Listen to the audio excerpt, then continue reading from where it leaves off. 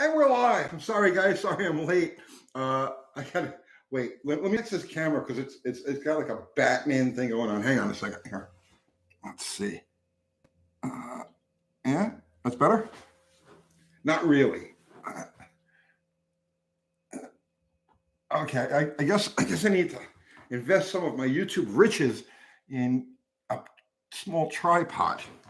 I guess that'll work. So what's going on, everybody? Merry Christmas. Right? And happy whatever holidays anybody, because people celebrate everything under the sun, right? So Merry Christmas to everybody, and unless you don't celebrate Christmas, in which case happy whatever. Oh God. So Mopar Den, Bruce W, Garth Strange, what's happening? Dean Brown, George Barney, Paul Capazola, the Kickadell, Killer B420, Paul Shea. Oh guys, welcome everybody. I'm a little late. I showed up, so we're gonna make an official announcement on this probably New Year's, which is this coming Friday night. We'll be doing a live. We're doing a live New Year's Eve from here at the shop, and the Junkyard Jet guys are going to be here, and so we're starting a separate channel, different from Uncle Tony's Garage.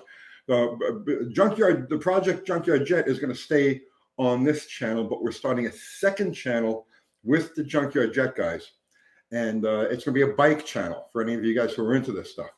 And the tentative working title on it right now, it may change, but the tentative working title on this right now is Too Many Bikes. That's the name of the channel, and it's a quest to see, what exactly is too many bikes. We're going to find out what actually it is to have too many bikes, and the quest for too many bikes. So that's what we'll be working on, probably mid to late January, and that channel will be up. So yeah, George Bunny, I love them too. They're a great bunch of guys. So the reason I'm late is because as I pulled up here, they were leaving. I said, "You guys working late here?" They says, "No, we just got back from Kentucky." I says, "What you doing in Kentucky?" And they pointed to the corner, and they picked up a TL1000, which I had one of my favorite bikes I ever owned. And they picked one up. They got a TL1000 here in the shop now. It's all taken apart, but they got a screaming deal on it. And so that's why I'm late here tonight. So checking out their latest acquisition. KZ1000. I was never impressed by the KZ1000. I know that was the thing, and it was the first bike I ever rode. The very first bike I ever rode when I was 14, I guess, was a KZ1000, a brand new KZ1000. And I've told that story before. It was the stupidest thing I've ever done. So, but they never really did it for me. I don't know why. Buff Del Campo. Buff, why didn't you come, Buff? So Buff Del Campo was supposed to be with us tonight, and instead there he is in the audience. What happened, Buff? Yeah, see, look, everybody misses you. Merry Christmas and whatnot.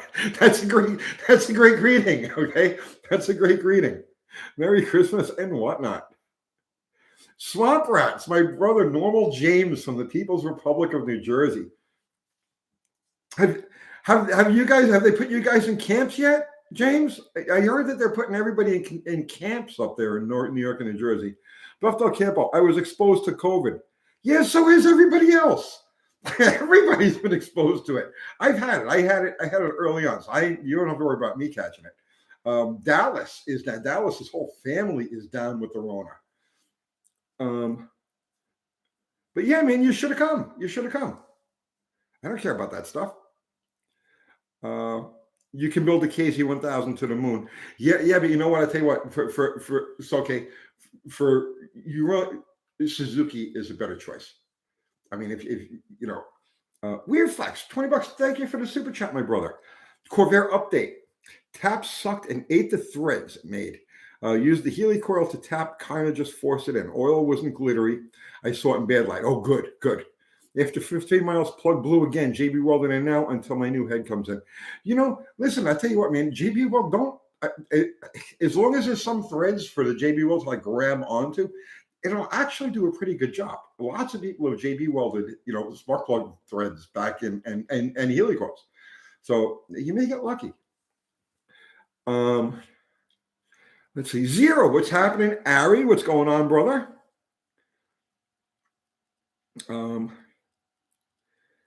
Bruce W. Tony, 273 came up for sale in New Zealand. Needs a rebuild. Any advantage over 273 over a 318? No. I was building for economy because a 273 does have an advantage with that 10 bore. But no, not really. I mean, overall, the 318 is a better motor. And that's not to say I love 273s, and I have one to build. Not now. It'll be down the road. Probably 2 years before we get to that one. But no, I have a soft spot for 273s, but the 318 is a better motor.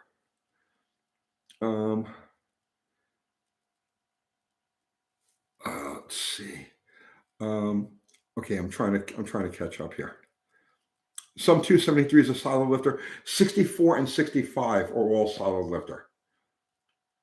Well, 66 might be too. Is 66 also? Yes. 64, 5, and 6 are solid lifter. 67, 68, 69 are hydraulic. Dakota, my brother. Tony, will rings seal if you take them out and put them back in? Yes.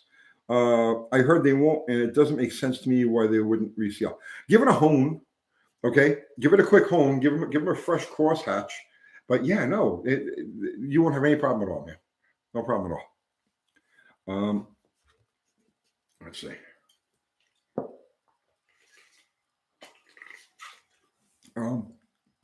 Tumbleweed, Texas. You can only use 273 heads on a 273 because of valve size. False. 318 heads. 318 and 273 heads have exactly the same everything. Except for the 64, 65, 273 heads because they have that weird intake manifold bolt pattern. But other, like as far as valves and everything go, no, 273 and a 318 have the same valve sizes, ports, all of that stuff. Michael Benolio. God, I'm murdering your name, my brother. I'm so sorry. But you know who you are. Tony, I cannot get enough to Junkyard Jet videos. I love having those guys around. I really do. I wish they lived a little closer because they live 30 miles away. Every time that it's a 60-mile commute for them, round trip. So every time they come here, it's they're going out of their way. I love having them around. James, you spent your afternoon putting a new bumper and fender on my son Danny's Honda Civic. I don't want to scare you, but I thought I might start your own channel. Yes. Yeah, man, start your own channel. Definitely. Go into competition with me. I need the competition. But get it done fast because they're going to put you people in camps in New York and New Jersey. So you're going to a camp. Fubar, what's happening, Fubar? Moparden, thank you, sir. Looking forward to the New Year's Live. Some cash for the refreshments. Thank you. Kyle Till, blood during an unboxing video. Not a fail. This is a war room. So what happened was, we try to do everything without any type of editing, right? We try to just go, right?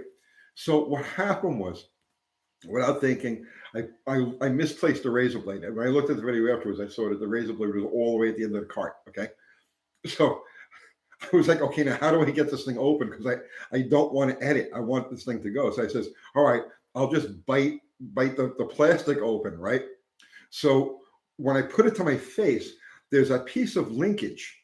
The long piece of linkage that sticks off. Well, that nailed me right between my lip and my tooth. So it was my mouth was bleeding internally. So it was because I went like this, and it just boom like that. So but I didn't want to stop. Like, I'll keep going. And the thing is, I'm tasting blood, but I'm thinking that there's blood dripping down my face because that's what it felt like. When you get hit in the mouth, you feel all kinds of things aren't necessarily there. So yeah, but that's what happened with that. Let's see. Camp Corrupt. I don't know what that is. New Triumph Rocket 3 is a beast. 165. I know Pentastar. I tell you, I've ridden a couple of three-cylinder Triumphs. A friend of mine, Ty, had one of the speed triples. They're fast. They handle good. I can't tolerate the sound. A three-cylinder, four-stroke engine just makes a wrong sound. You know what I'm saying? Okay, so like a three-cylinder two-stroke makes a perfect sound. You know what I mean? It's perfect. It's even. It's a power pulse for every 120 degrees of crankshaft rotation. A three-cylinder two-stroke is just magic. Okay, but a three-cylinder four-stroke, no, I can't tolerate the sound of it. My brain says, no, this is wrong. It's missing. It has a miss. It has a dead cylinder, even though it's hitting right. Wait, what's this here? Weird Flex 69. Thank you for the super chat. Good news. I rebuilt a 50s television set. Works great. Only have one station, but going to rig it from modern connections. Vacuum tubes for days. Excellent. That sounds like a neat project. Okay.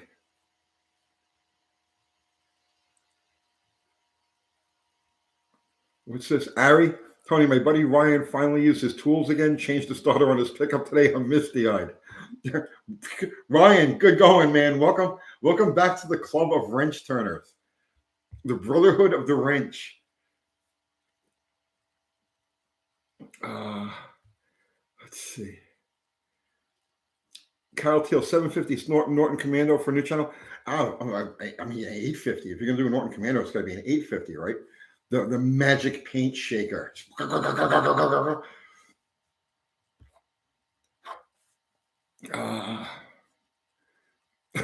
Mopar Daniel on the black and white TV, the one station just plays the Honeymooners. And I Love Lucy. It's just reruns of I Love Lucy and the Honeymooners.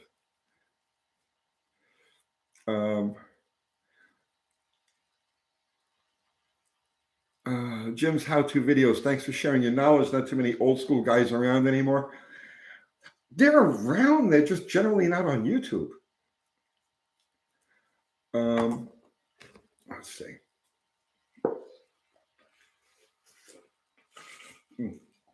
I got cold. Stephen McIntyre. Uncle Tony, should I block off the exhaust crossover on my 84 Bronco 2? Nothing fancy other than a stage 1 cam. I'm in Lower Alabama, so the weather is warm, and I plan to daily this car. Give me a second here. Other than a stage 1 cam. Well, that's an injected car, right? The 84 Broncos, that should be injected. No, if it's injected, leave it alone.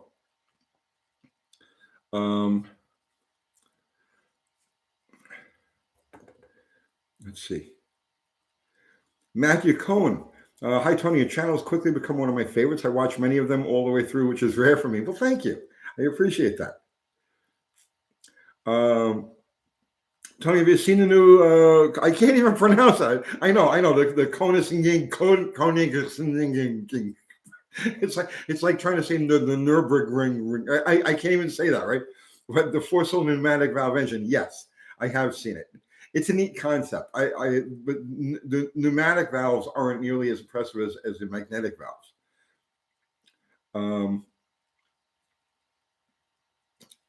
Let's see. Paul Cabazzola, how did the boat do on the water? The boat did good.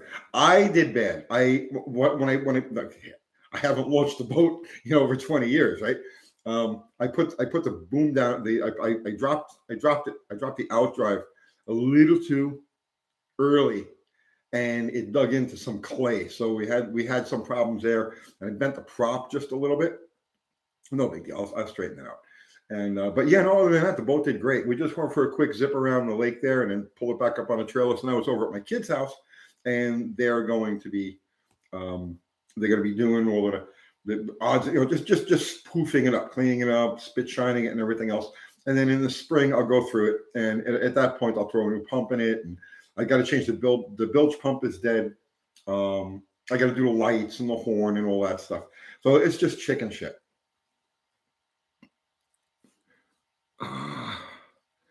Let's see. Um, how did the carb go? Yeah, carb's perfect. Carb is perfect. Dakota's time out. Ever had a boat float away from you without being in it? Um, okay, when we used to launch them in New York, okay, what you would do is you would launch the boat, and then you would tie it off to the side, and then you could go move your truck and your car, your trailer, whatever you had, out of the way. So I never had any issue with that there. But here you would need, at least at the boat ramp we just used, you would need two people, one to be in the boat and one to pull the car and trailer out of the way, because there's no way to keep it from floating away. I'm really not. I've had a couple of boats. I'm really not a boat guy. You know. Uh, let's see. A Hill, you've never had any luck with Chinesium carbs.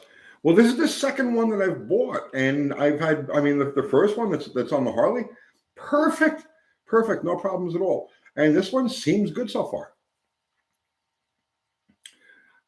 Joel Woody, thank you for the super chat. The 400 build I'm going with is getting machined. I'm trying to look at a 440 crankshaft here in Tennessee. Would you recommend for pistons 30 over? Well, I mean, 30 is the standard size and it's the easiest size to get pistons for. And every piston manufacturer has those pistons on the shelf because it's such a common swap. But make sure you tell them which rod you're going to use, obviously. And I would recommend going with the short 400 rod, not the 440 rod. But yeah, 30 over is like the standard size. I think if you tried to get any other size, you may have a problem. But at 30, they'll have them on the shelf. You should have them like the next day after you order them.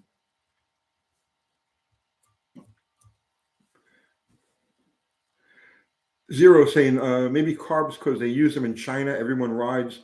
So old school tech, they might have it sort of figured out. Think about it, okay? It's a carburetor. There is nothing like, okay, I mean, what is inside a carburetor, okay? You know, you get your float and your needle and seat assembly, right? There's your step up valve with your drop rods, right? You're dealing with a car or a Rochester. What else is in there that moves? The accelerator pump. I mean, as long as they can drill holes and they're fully capable of drilling holes, there's really not much that can go bad inside one of these freaking carburetors.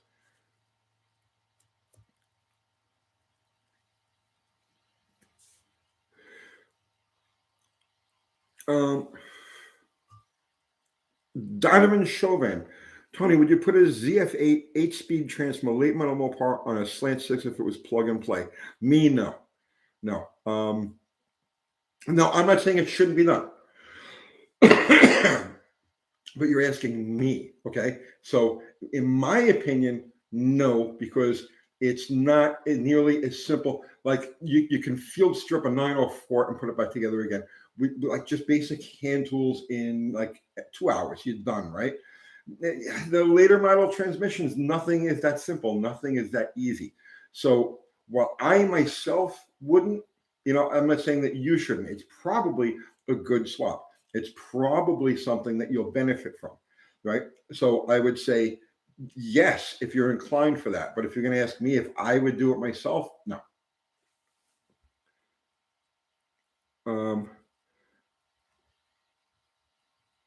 Let me see here. All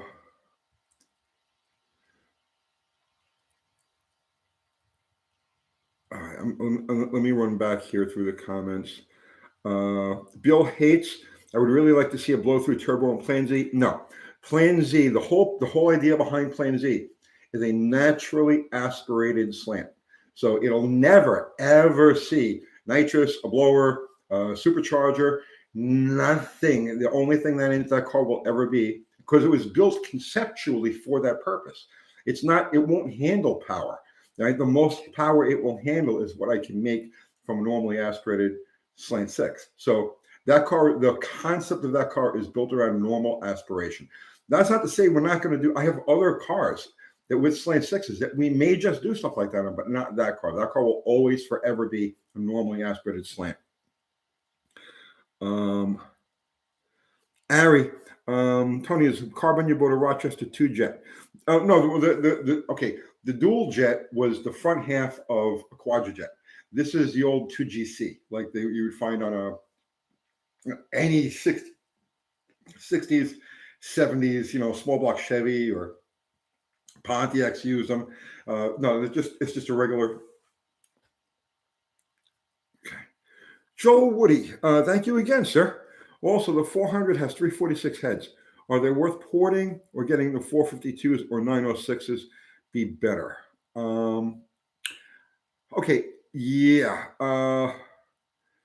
Yes, 452s or 906s would be better, but your best choice for that, since you haven't done anything with pistons yet, is pick up a set of 516s.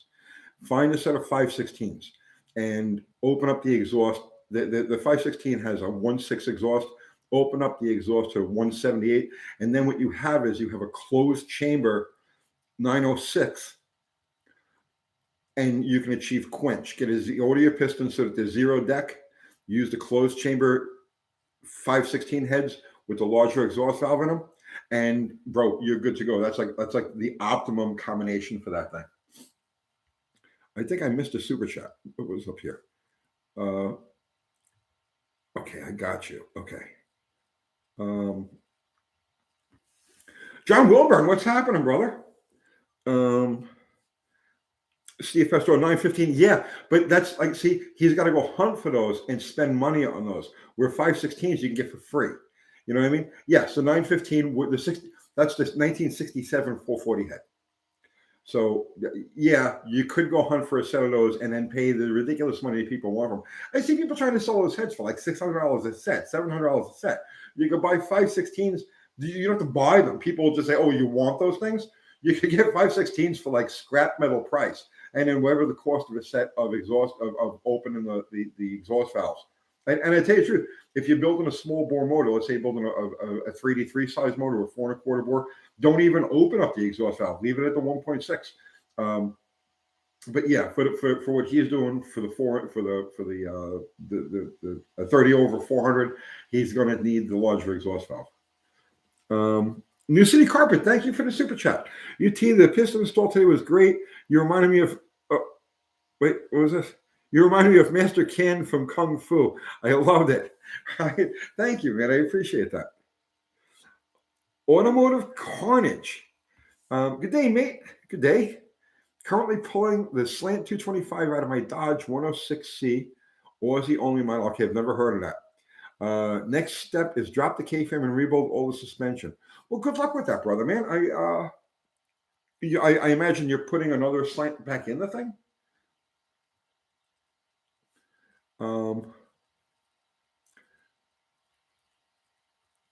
Let's see. Dakota's talking about what heads he using on the Telemann 33 516s. I'm going to use 516s. Steve Pastore, I got a set once that someone threw out in the trash. The 516s, yeah. Paul Cavazzola, Plan Z on a 20% load of nitro. That's not out of the question, but let me work with what I have first. Let me get this thing sorted out with what I have first. I'm having fun with that car. I love that car. So let me just keep going where I'm going, and maybe in the future we could take a look at some. And maybe I would have to inject it. I couldn't run it through carburation, but maybe down the road we'll do something like that. Let's see. Nathan Kerry. Hey Tony, can you see yourself buying any other parts off Amazon in the future, or is it a one-time deal? Here's I see. Okay, I have to talk about this because while I am obviously anti all of the things that are going on in terms of world trade and our current situation, our current position, my feeling towards parts is kind of like my feelings towards food. Okay, like I go to the Chinese buffet and I stuff myself, and I see the people who work there, and they're wonderful, hardworking, industrious people. You know what I mean? And I'm not gonna turn my back on their food because our government and our industries have created this evil relationship, you know what I mean, with their government and so I don't have any prejudice towards the people, and I don't have any prejudice towards their products exactly. I know what to buy. I know what not to buy. I also know that barely any of the products that are quote made in America are actually made in America. The core parts are sourced from all over the world and mostly from China. So it's like it's not like, and especially when you're dealing with something like that, there is no American uh, alternative to that. Nobody makes that carburetor in America. So, and if I wanted to rebuild, well, I would have to just go buy a junk carburetor and go through it and rebuild it myself. Not worth the effort or the time when I can get that brand new piece for $199. So, yes, I would never buy a cam that I knew came from, you know, over there. I would never buy a precision part, something I actually had to rock. Like I would, okay, here, I would buy rocker arms from China because you break a rocker arm and, right, okay, you're out of rocker arm. But I would never buy a connecting rod because you lose a connecting rod and you say goodbye to everything else. Does that make any sense? I would buy Chinese push rods. So it bends or breaks a push rod, no big deal. But I would never deliberately buy a set of Chinese lifters because it's a different relationship. So you have to judge what it is. What's the purpose? What's the value of the thing that you're buying? You know what I'm saying? If it's a critical part that is like, I'm in trouble with this thing, let's go. No, I'm going to source this. I don't care what it costs, the difference between American and Chinese. But if it's something that's just like, I guess as a carburetor, so it's bad, big deal. All right, I'm out a couple of dollars. I take it off, throw it in the garbage, and try something else. So that's my attitude towards that. So yes, I would buy other stuff off Amazon.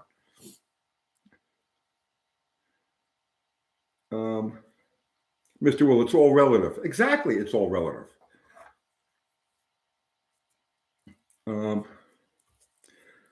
Let's see. New City Carpet, soft yellow cardboard is the kiss of death. You're absolutely right about that. Thank you, Dick Dastardly. Rich Rosnack. Is that okay? So that's your actual name, Rich Rosnack.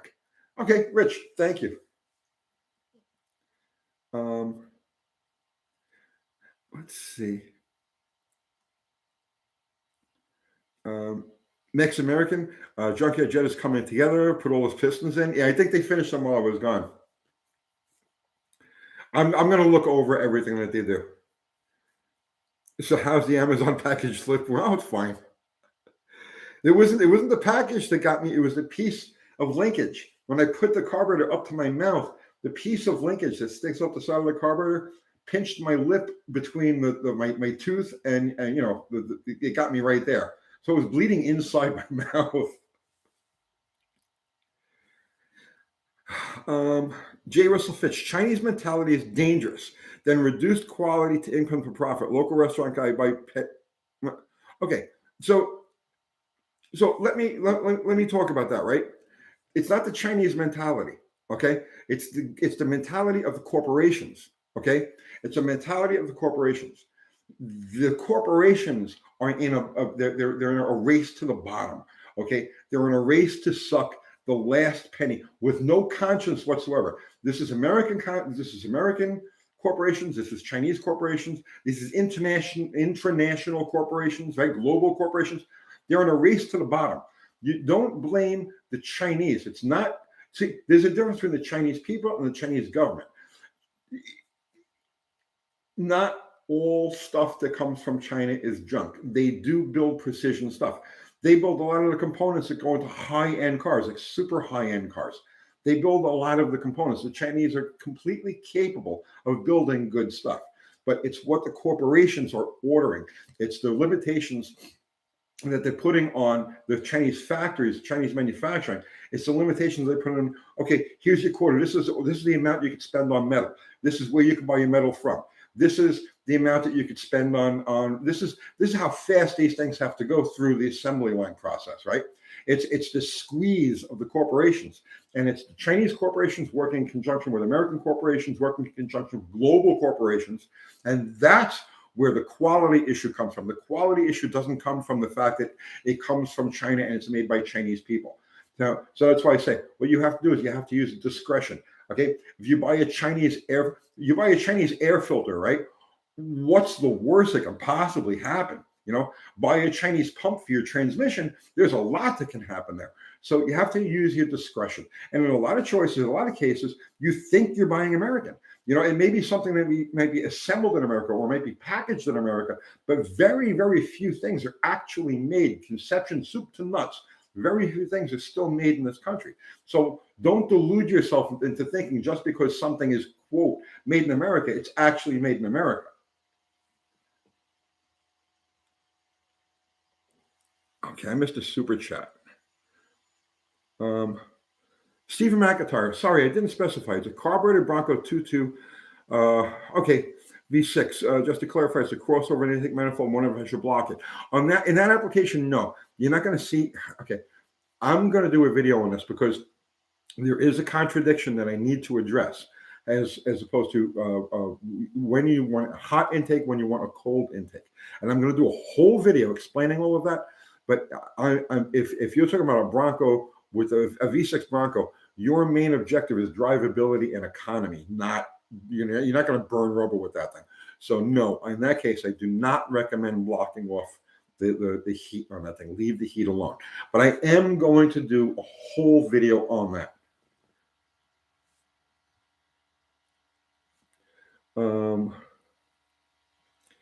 Let's see.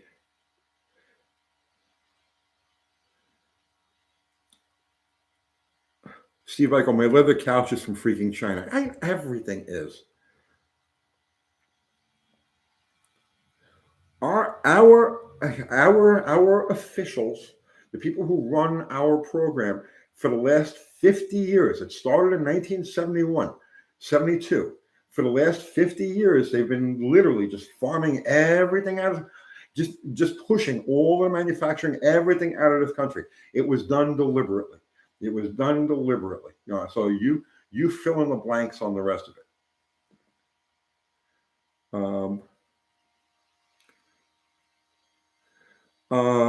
James Simmons, Tony, can you tell me how my international harvester pickup came with a Chrysler 727? Lots of manufacturers of machinery, right? Not just cars and trucks, but like even used Chrysler engines and transmissions. So yeah, no, it's no mystery.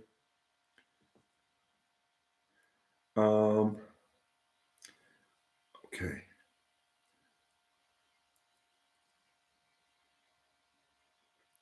Let's see. You're not fooled by the government. Trojan's initial timing versus total timing, two different things.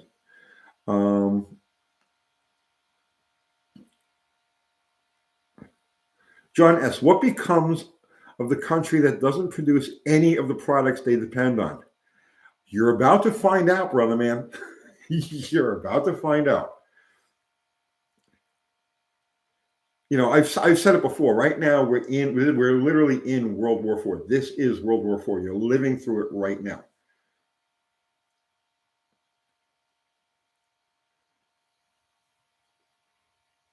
Let's see. Ross Perot warned us about a giant sucking sound. Oh, I was a big Ross Perot fan.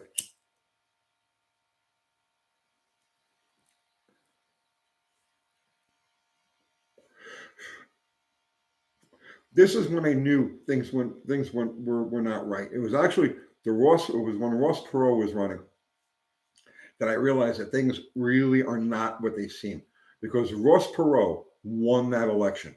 And not only did he win it, he won it by a landslide. Okay. Ross Perot, when he was literally, I'm from Staten Island, and I remember all of the conversations, and I remember outside the school, because I went and voted, and it was outside the school, and literally 100% of the people who talking about voted for Ross Perot. Everybody across, Ross Perot was the people's favorite. Okay. And I was like, this guy won. There's no question about it. It was like the unofficial exit poll. You talk to everybody who's outside, right? Ross Perot nailed this thing. He didn't even register as a percentage when they totaled everything up. And that was the first time I said to myself, this is bullshit, right? Everything is bullshit. Don't believe anything you see or read or hear, right? So Zero, you voted for him. Zero, everybody voted for him. Okay, ORC. So like, here, look at this. Okay, right here. This is an election from like what 30 years ago now, right? 30 years ago, and you got people who I voted for him. I voted for him. Everybody voted for him. He won. Let me tell you something. And because I didn't notice, because afterwards, like this conversation would come up, and no matter what group of people I was in, or you start talking about this type of thing, everybody voted for him. Everybody voted for him.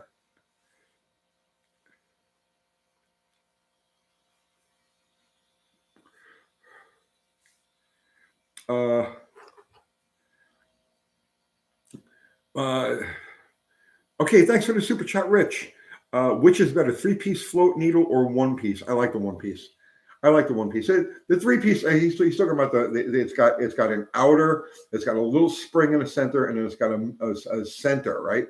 You know, spring loaded center. It's just one more part to fatigue and go bad over time. They're better for off road use. The intention of those three piece needles and seats are for off road use. They're not intended. Not that they're not intended. There's no benefit to using them on road. They're supposed to be used off road. But I don't do much off road with. I don't do anything off road with a carburetor. So right away, I'll automatically go with a one piece. Small town girl 15. Good evening, small town girl. How are you, sweetheart? Trojan's Uncle Tony voted for George Washington. I'm old, man, but I'm not that old. Jimmy Fed, me and my sister went to the little school and voted for Ross the first time in the voting box. Yes, I know. He won. I know.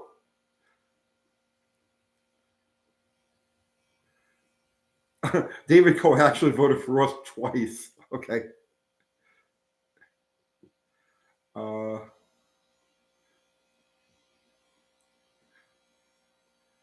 Chris Roberts, will Puddin and the gang go big block when they blow up the small block? I hope not. I mean, they're going to do whatever they're going to do. But I hope they stay with a small block. Travis Wright, what's your take on the 68, 69 AMX or the 390? Awesome cars. I mean, what's not to like about that? You know what I mean? What's not to like about a 390 AMX?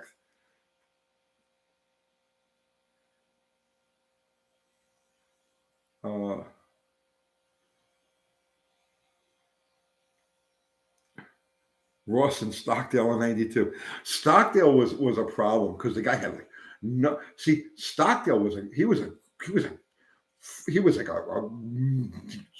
man, right? You know what I mean? Stockdale was like a war hero. He was out there, right? But he had no personality. That was one thing that held Perot back, but it didn't keep people from voting for him.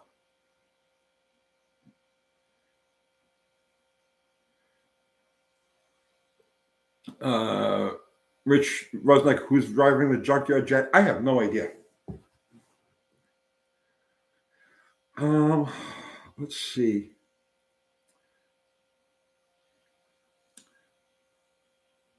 Arthur Fiedler, I have a 390 AMX, not a quality piece, but cool looking.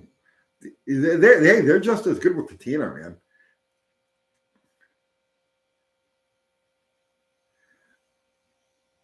Stockdale was all crazy before it was fashionable. Fubar just put it on to our merch, our shirts and stuff like that. We have all kinds of stuff in the store. I don't know what's in the store. Uncle Kathy runs the store. Uncle Crystal runs the store. I don't know what's there, but Fubar just put the link to it. So if you go there, you'll find our stuff. And if you want to represent UTG out in the world, you know what I mean? Have people throw hot dogs at you and tell you that you're wrong. You're wrong, right? Get yourself some UTG merch.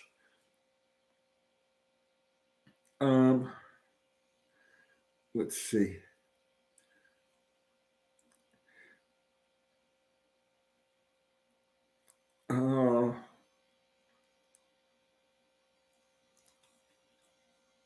Let's see.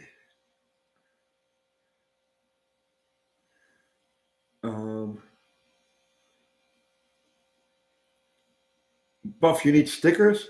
Well, tell Kat, just text Kathy. She'll send you stickers. Perot passed away. Well, he was old then.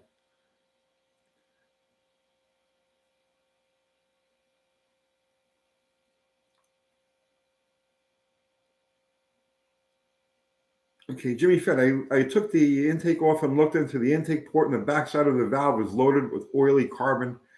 Heads are fresh. What gives?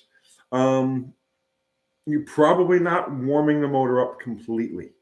You're probably driving it without warming it up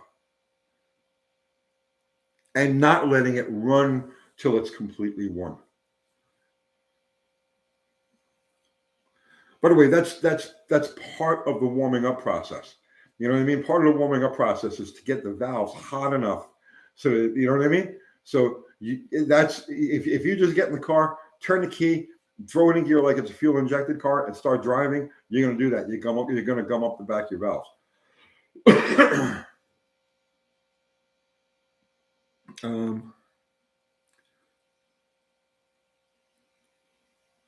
One Bad AMX. Merry Christmas, One Bad AMX. I'm not going to because of certain keywords there. I'm not going to repeat any of your question. But my view is that it's all just silliness. Okay. Emma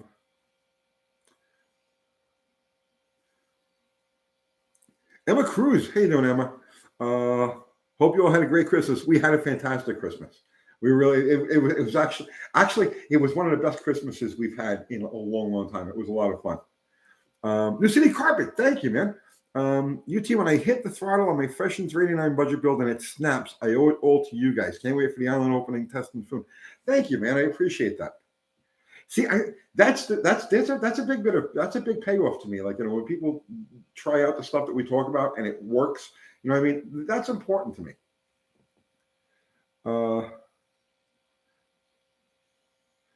Okay. Any new builds in the works? No, not really, man. We're just working on the stuff that we've got. There's plenty of it.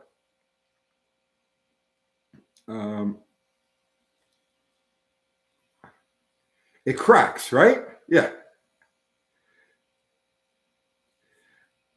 Ari, you redid your whole ignition because of your fuel economy videos.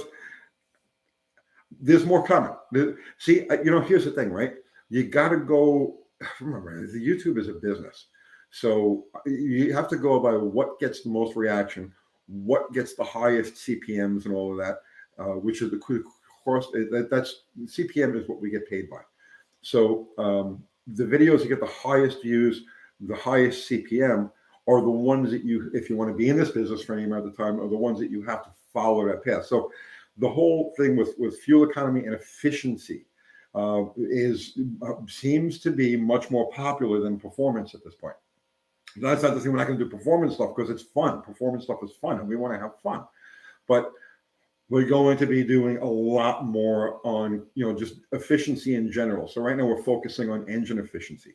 So there's going to be a lot more of that coming, because like I said, you got to go with popular demand. You know what I mean? And that's right now, that's what the popular demand is. So and it's fun. It's fun because you know, I tell you what, right? If you're a gearhead, you know, understanding how all of this stuff works and modifying it to whatever task you want it to do, you know what I'm saying, is all part of it. And it really doesn't matter if it's, you know what I'm saying? It's all just generic part of being a gearhead.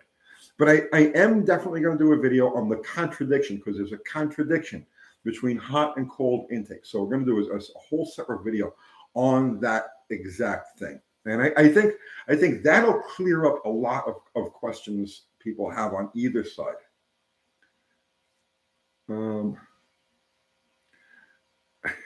Tony, roll up your damn windows. They're up. They're up. My windows are up. D. Scaglione, UT, ever consider having Dylan McCool on a live? Oh, I'd love to. I love that kid. I love that kid. He's a regular guy. You know what I mean? You know, when I say he's a regular guy, I mean he's just a regular person. So yeah, oh, absolutely. I have no way to contact him directly. I don't have a, you know, so I mean, if you know him or whatever, have him get a hold of me.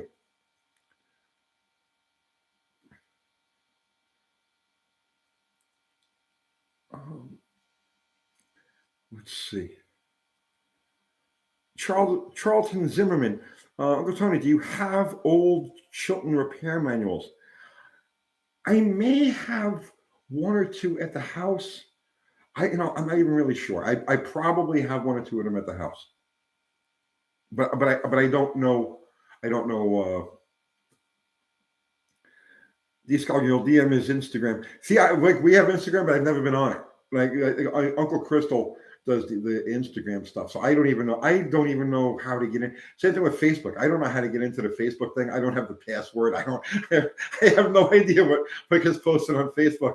I have no idea what gets posted on Instagram. So I'm totally out of the loop. Rod's Vintage SXS channel. Always wondered if the 273 318s are the same blocks. No, there's a significant difference in bore size. They're not the same block. Let's see. Small Town Girl 15. What's the fastest ET you've ever ran, and what was it in?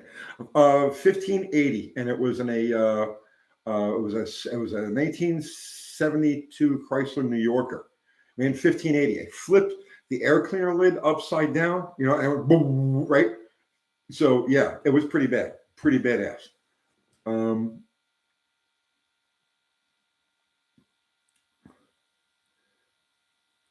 Dan, I seen Tony showing off a 273. I have a 273 in my GT, in my 67 GT, which actually runs 1580s, believe it or not.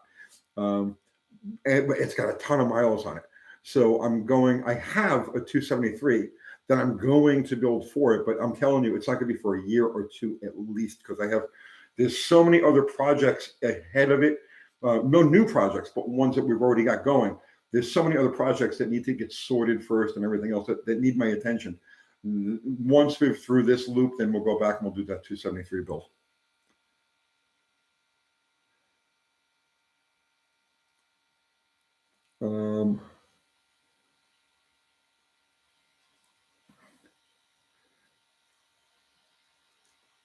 KY Mopar is using high RPM Gov. I don't know what that means. Better for ETs or shifting it manually. I would. Okay. Here's the thing, right?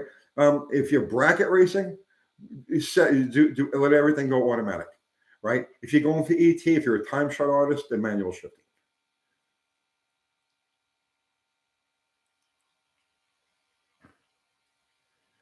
Donovan Chauvin, bro, now that I think about it, a video that would get millions of views would be Garage 54 and Uncle Tony's Garage. Goes with the whole Russia and US keywords right now.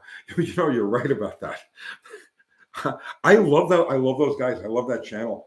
They're so industrious and creative. So I don't watch all of their videos, but when I do catch one, yeah, it's a lot of fun.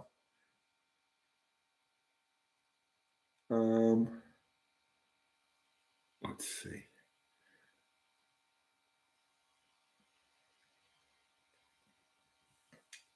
Trash metal.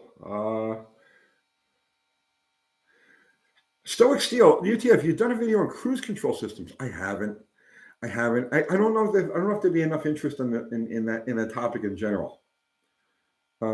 Big Mike's Hoopty Barn. Good. Thank you for the super chat, Big Mike. Just can't say thanks enough for all the advice and inspiration from your channel, gearing up for the 20th annual Mopars Invade MoCan in April.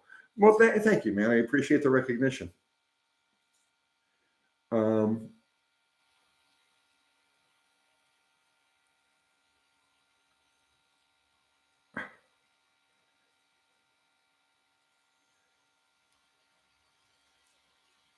Yeah. Okay. Garage 54. Okay. They've done a lot of really interesting engine stuff. Like the one that they did that I really think that they should have gone a little bit further. I thought this was great, where they took a 4-cylinder motor and they tried to turn it into like a 1-stroke motor, right? Well, 1-stroke is the wrong word, but they tried to make all four cylinders fire simultaneously. Like 4 thumpers, right? And you could hear so they got this thing running, right? They got it running, but there was something off with it. And it might have been like in cam timing or ignition timing, whatever it was. And they couldn't get it to actually go. But I think that if they had spent a little more time and figured out what that missing link was, there was like just one little missing element to it. And I think if they had figured out what that missing element to it, that thing would have been a badass torque. That thing would have had bottom and torque like nothing on earth. Yeah, it's saying Donovan Chauvin is saying the thing almost worked. Yeah, you could hear it. You could hear it while it was running. It was something that was off. I think maybe the cam timing was off, just retarded. You know what I mean? Because they couldn't get it to go.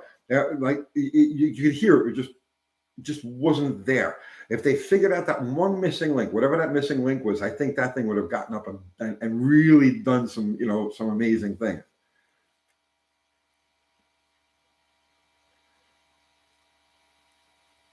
Donovan Chauvin, I can't imagine considering I drive a thumper motorcycle, 4 thumpers. Oh yeah, bro, I love thumpers. I'm a thumper freak. Uh, what kind of thumper do you ride, man?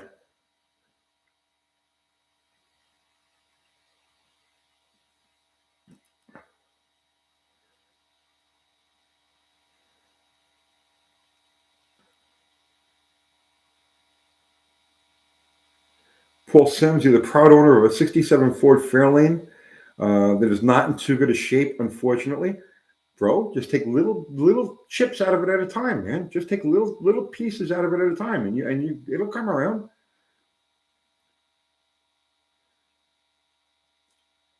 Bronco McBain, are we in love? Did we lock eyes at some point, Bronco? Um, on SR 500, okay.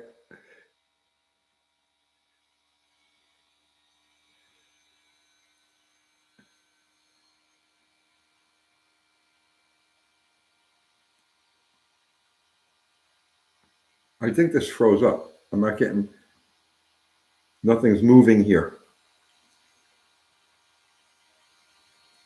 Ah, okay, there you go. You can build a Fairlane from aftermarket sheet metal these days. About 80% of the components. I don't know how much of it's available right now. A lot of stuff shows that it's available in catalogs and whatnot, but it's not actually available for shipping. So, Bronco McBain, good one. But did we lock eyes? Neat metal, thank you, sir. I rode a Pan America recently. Oh yeah, sounded horrible, but pulled like a bastard. So yeah, I'm curious about that. So the Pan America, I was thinking about buying one of those, and then I backed out because I realized no, I just don't. I'm going to keep my personal fleet. I'm going to keep limited to Sportsters. Um, but so it sounded horrible, huh? Now it's a 90-degree V twin. How horrible can it sound? I would think it would have more of a Ducati like sound to it, right? Or is it 70 degrees like a Yamaha?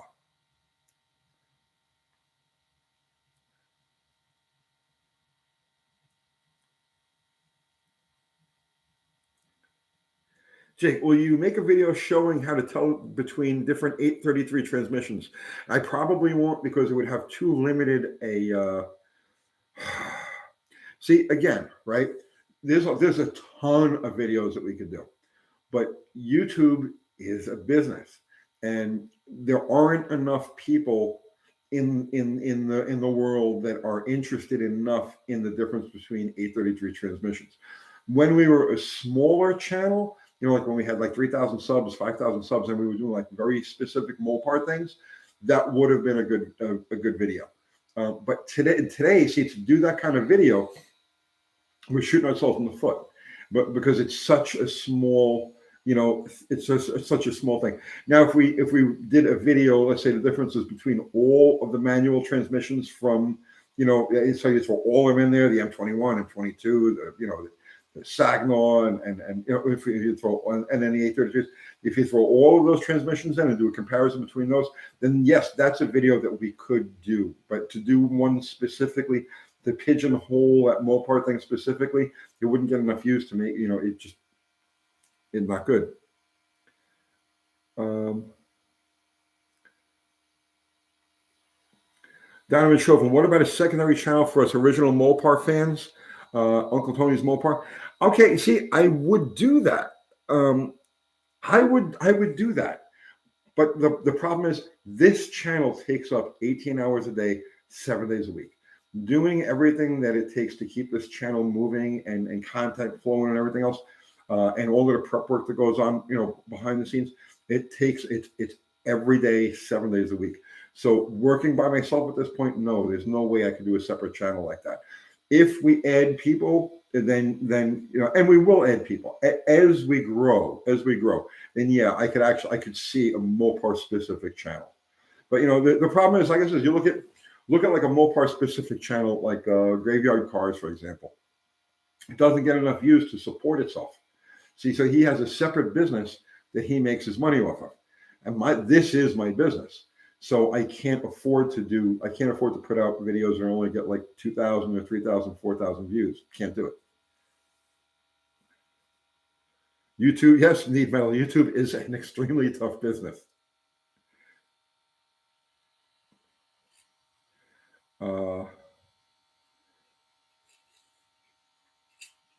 Let's see.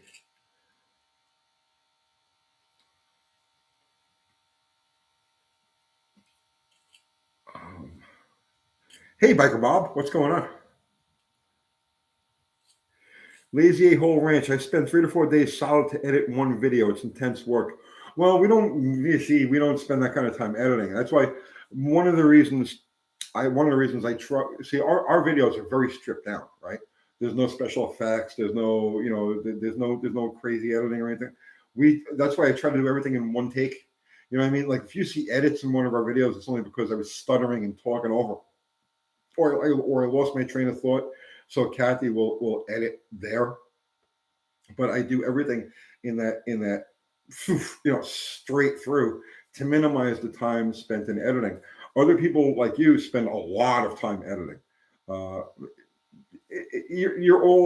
Everybody has different ways of doing this, but no matter how you do it, it's still time consuming. It's like an all consuming thing.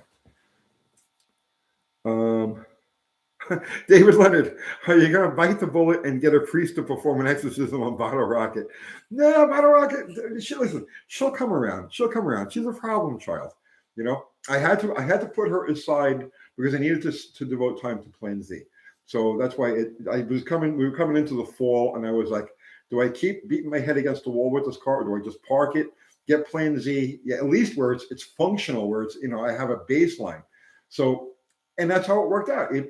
We got Plan Z out. It is functional. We got a baseline. I made the improvements that I needed to. And now I can go back and I can start doing stuff up with Bottle Rocket again.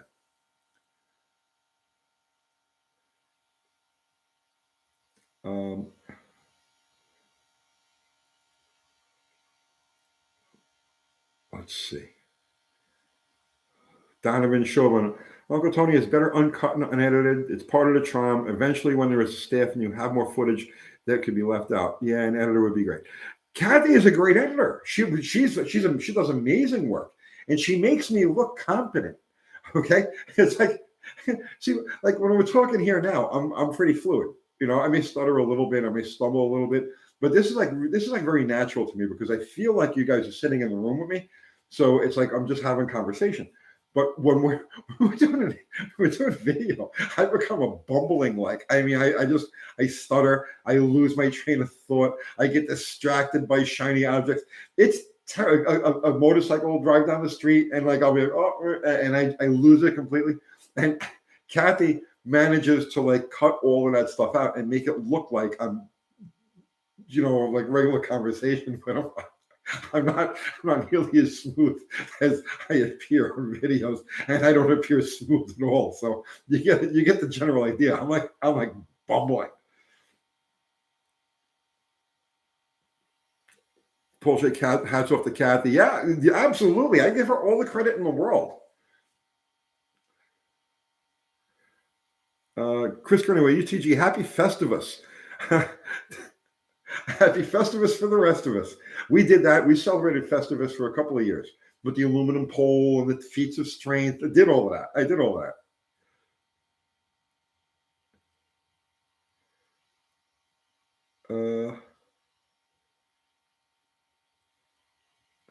Alan Dromoreski, I have to go, but I'll be looking for answers to my questions. Alan, I'm sorry I missed your call. I'm going to scroll back before you go, Alan. Alan, don't go anywhere yet. Let me scroll back and find your question. It's not easy doing this by yourself. Alan, I can't find your question. I'm going way back here and I'm not finding it.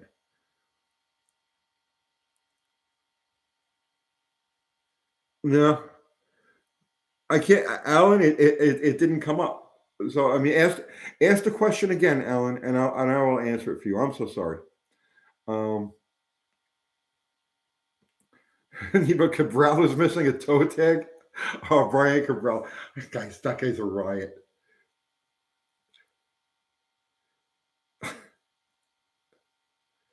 Uh, David H. Behind every great man is a great woman. Uncle Kathy is proof of this. She's a credit to her race or whatever it is, her gender. Um,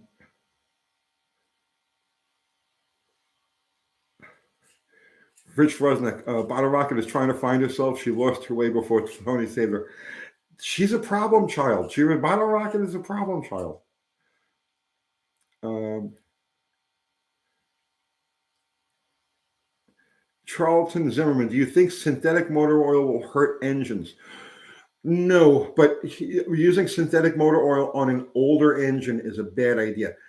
Synthetic oil on an engine that uses cork gaskets and rope seals, like the older, like a rope rear seal, cork gaskets, synthetic oil will force a leak. Right? Synthetic oil has to be used with modern sealing. So if you got let's say you got a small block Chevy with a rope seal and cork valve cover gaskets, synthetic oil, you drive the thing for 1,000 miles and you will have oil everywhere. It's just going to seep from every place that it can. But if you replace that with, or like a modern, like a two-piece rear main seal and rubber gaskets, then it won't leak. So basically, synthetic oil on an engine not designed to use synthetic oil, you will force a leak with it.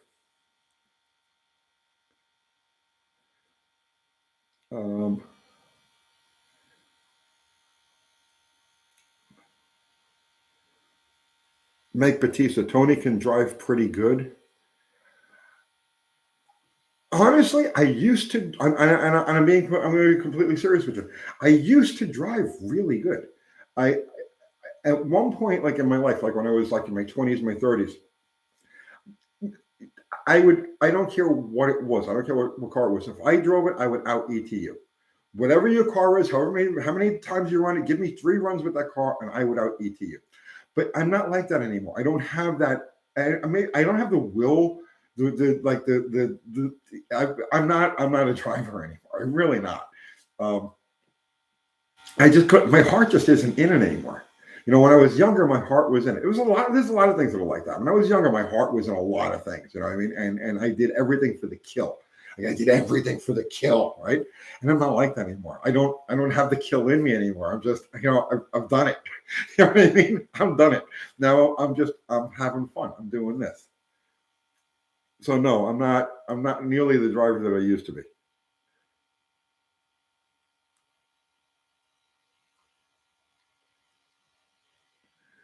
Oh, I missed. Okay, I missed Alan's questions again. Okay, I'm going back. Al. Hang tight, my brother. Hang tight. I'm going back. I'm going to find your question again.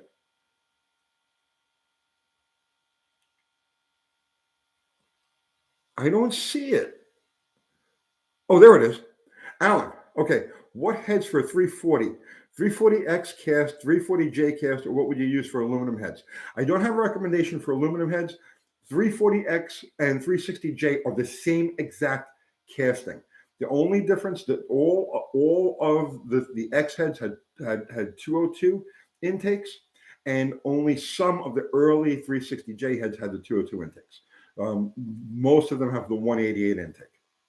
So, as far as the basic casting itself goes, X or J, flip a coin, right? You could go either way. As for aluminum heads, I don't have a recommendation for you.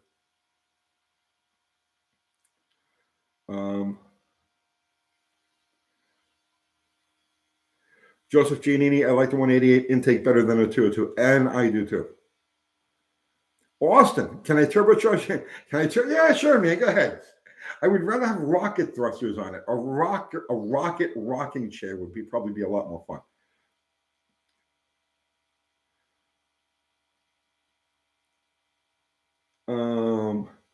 Taylor Clariday. Hey, Uncle Tony, have you ever used a Holley 4-well with non-adjustable floats? If you have, do you know how to reset it? I know what you're talking about, and they're the production carburetors that just have that thing sealed. And no, I mean, I'm sure I've had cars over the course of my life. I'm sure I've had cars that had those on there, but they weren't hot rods or anything I'd want to screw around with. They were just there. I'm not sure how to reset it. It's probably like any other non-external adjustable float where you just bend the tang, but I can't tell you for certain. I'm sure somebody here has been inside of one of those. Buff Del Campo can get some surplus rocket boosters. Why don't I have rocket boosters here then, Buff? Let's get some rocket boosters and let's have some fun.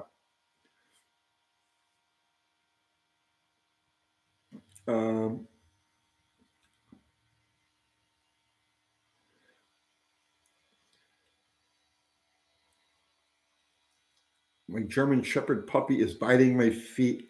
I wish you could send pictures, man. I wish you could send pictures. I love German Shepherd puppies. Who doesn't? They're the most beautiful dogs.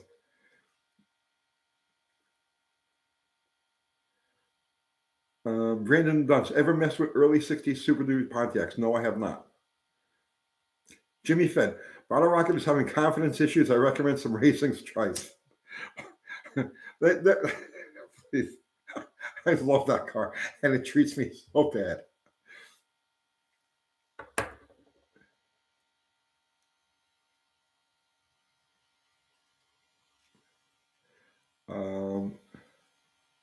Northern Grid, I haven't been here in a while. Do you still have chickens? No, we had to get rid of the chickens because Kathy ended up with histoplasmosis. Histoplasmosis it's from the chicken poop. It's a parasite and it ends up in your lungs. And most people can knock it out, but some people have a susceptibility to it. So Kathy was having all sorts of breathing problems, and we figured out that it was histoplasmosis. So she quit smoking and got rid of the chickens, and now she's back to normal.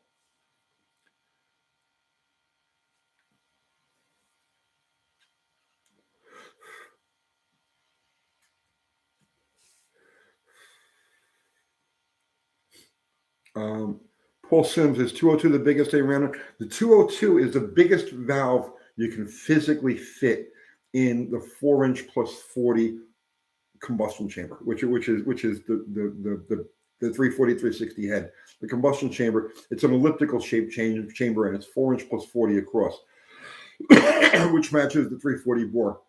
And the 202 intake valve is the largest size you can physically fit into that. French onion, that's from cats. No, it's not. You're talking about histoplasmosis? Oh, you might be able to get it from cats, but no, it's definitely a thing from chickens. Chickens, pigeons, turkey. Like it's common to bird shit.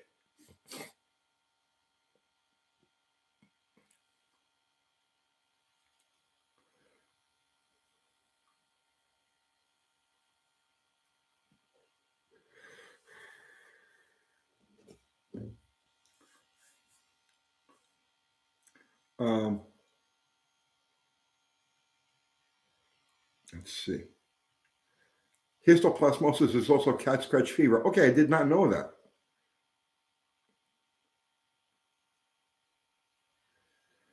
Bottle Rocket needs to be lime green with a black hood and some cop wheels. No, Bottle Rocket says just the way it is. I love it. Kinsley's Tastes Like Miracle. How can I contact you about some questions I have? Here it is. This is it. We do these two lives. Listen, I'm going to tell you right now.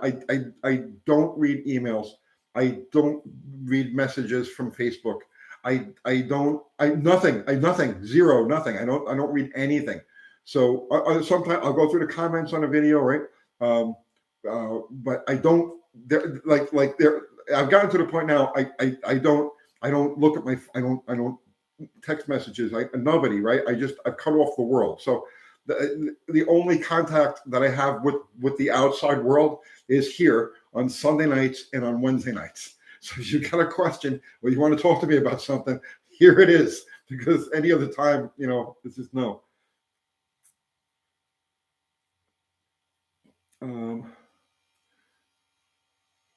How to manage garage? Do you roll up your windows? Yes. Sometimes I roll them up, and then other times I roll them down. If I want a different thing, you know what I mean?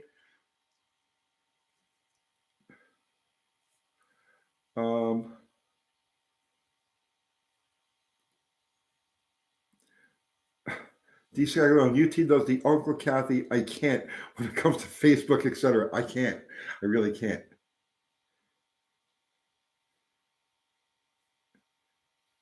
It's just like the comments, right? Oh God, I used to read the comments, right? I used to get into the comments. I would respond and okay, I was active in the comment thing, and but but I just can't.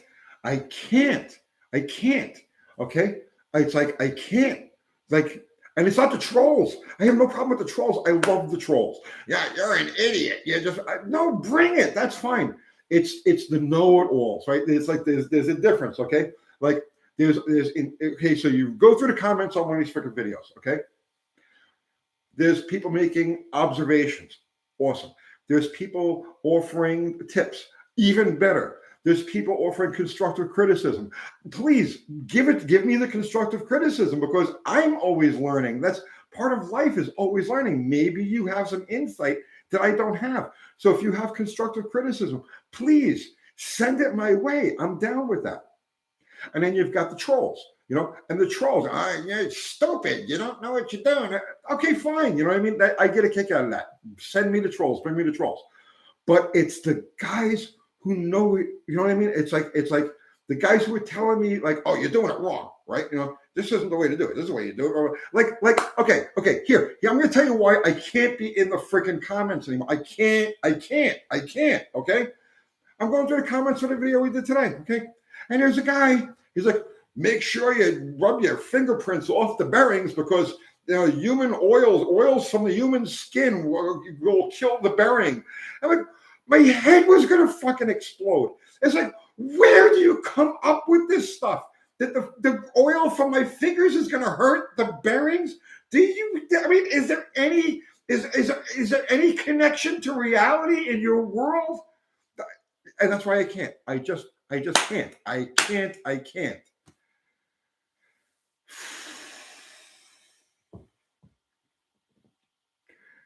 That's why I stay out of the comments. That's why I stay out of the comments. Okay, I gotta calm down. Okay. Oh, Uncle Kathy's here. Hi, Uncle Kathy. Yeah. So that's the problem. Yeah, I'm gonna have a smoke. Thank you. Yeah, that's actually a good idea. I gotta have a smoke. I gotta calm down. That's why I stay out of the freaking comments, right?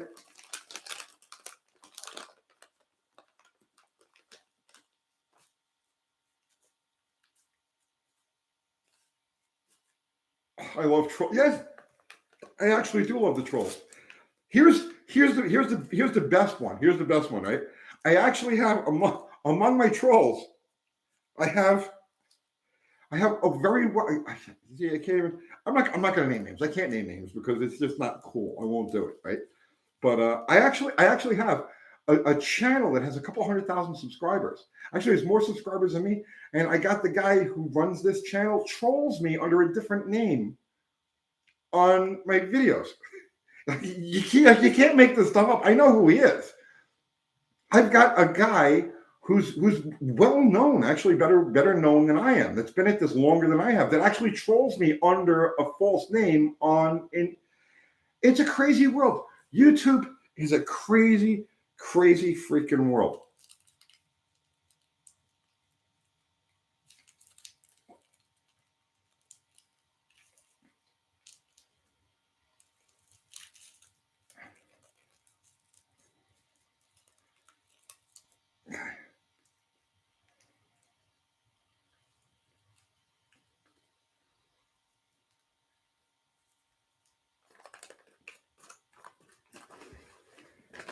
All right, I rolled a cigarette.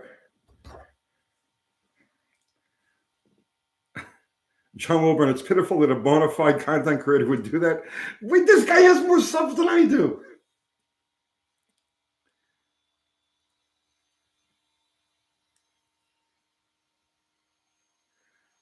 David Lennon, well, Tony, I left a fingerprint on a rod bearing once, and the engine blew up at 9,500 RPM. Yeah, that happens. You're lucky the whole thing didn't just explode before you even put the oil pan on, because you would think that the oil, right, from your finger reacting with that powder that they put on the bearing, like from would have caused some sort of reaction, built up gases, so that when you put the oil pan on and started to it didn't explode and blow your head completely off, because that could happen. French onion is probably it's not Scotty Kilmer. Scotty has actually mentioned us a time or two. No, it's not Scotty. Scotty is actually one of our subs.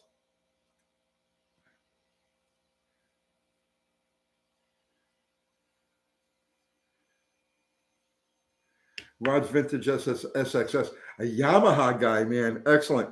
What year is your SXS, Rod? New City Carpet. Thanks for the super chat. I'm your biggest fan and troll. That's why I pay $5 per comment when it's show and go. Damn it.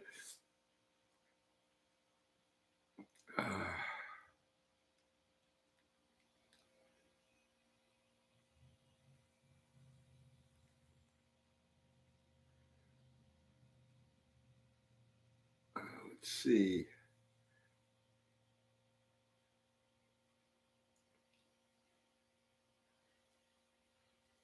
Dick goes in you. If a fuel injection steering on a 413 Superstock Dodge had a drag race, who would win? Oh, there's no question. The Superstock Dodge would have won that one. You know what I mean? There's no question about it. But that's okay. It's a song.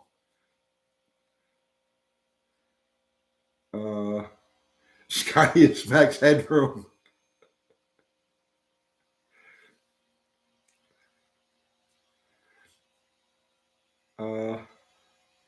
Scotty's hand flipping makes me edgy.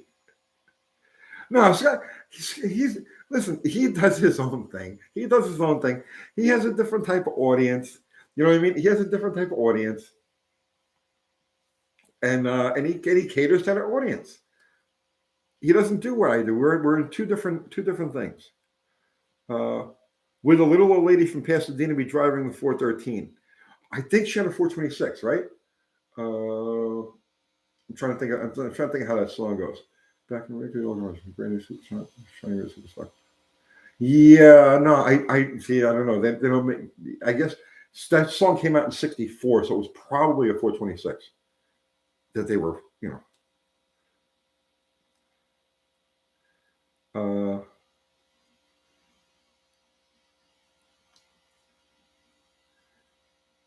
shiny red super stock Dodge. Yep.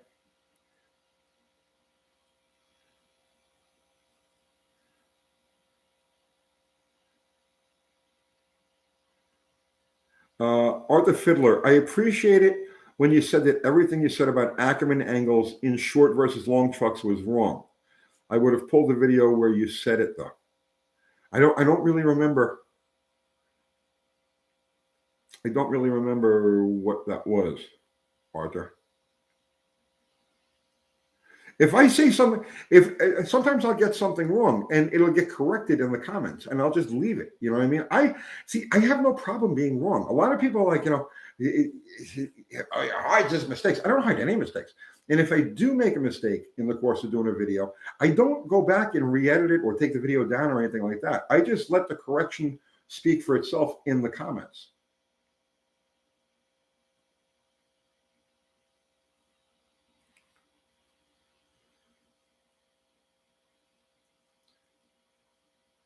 It's Motor Trend. No, it's nobody from Motor Trend.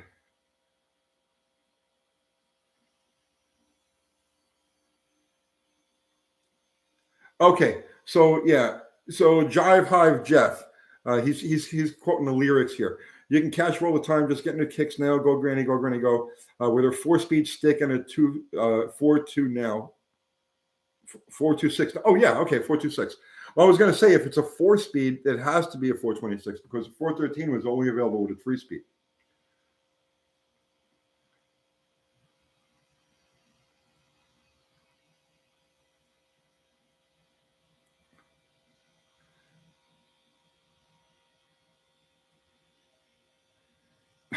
Billy Bob Holcomb, I correct all my work. You should see the white screen out, the white on my touch screens.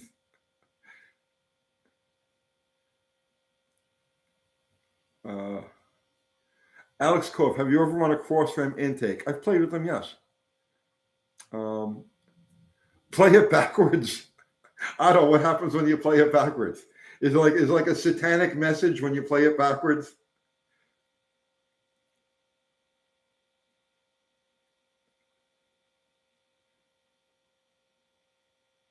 One bit AMX. Have you ever V8 swapped a Plymouth Arrow or any 70s Mitsumo? No, I have not.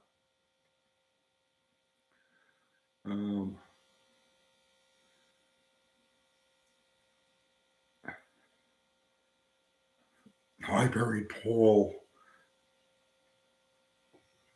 UTG, you should collaborate with Lou, formerly from Carfix. I have no idea who Lou is.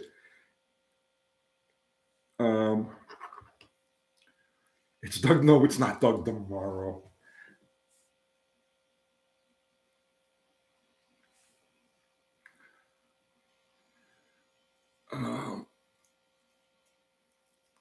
Rod's SXX channel. How about welding 2 straight 650s Dodge motors into a V12?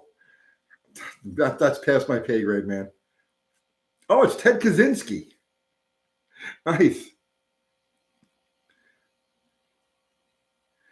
Dean Stevenson Ministries album cover was epic. Oh man, I remember when that came out, right? And like the Mopar Pride, I guess that must have been like 1982, 1981, 1982, something like that, someplace in that range. But I remember like Mopar Pride was like off the scale because people were wearing Ministry T-shirts, Jesus Put My Heart with the 446 pack on it. And it was like Mopar Pride off the chain, and that was really before Mopar became like a more mainstream thing. It was still really cultish at that point.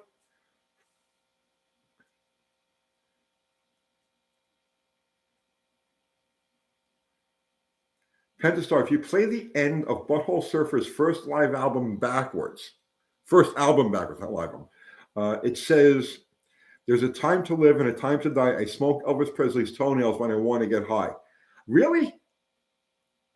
Can anybody confirm that? Anybody have the Butthole Surfer's first album?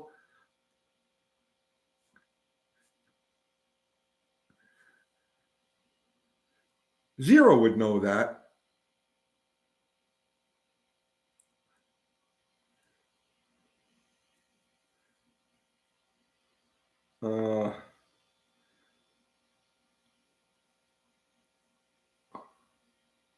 Alex Cove, what was your impression of the Crossram?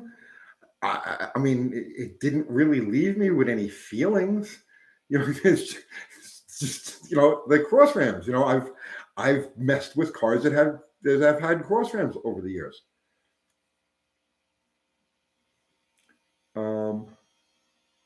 If you have a choice, you're better off with a tunnel ram, just out of sheer convenience, right? But a tunnel ram and a cross ram are the same thing. It's just the cross ram is laid this way and a tunnel ram is laid this way. So they perform the same. They perform the same function.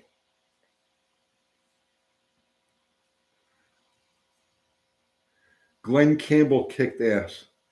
He did a lot of stuff, man. Glenn Campbell's, like he was part of the Wrecking Crew, I think, for a while, wasn't he?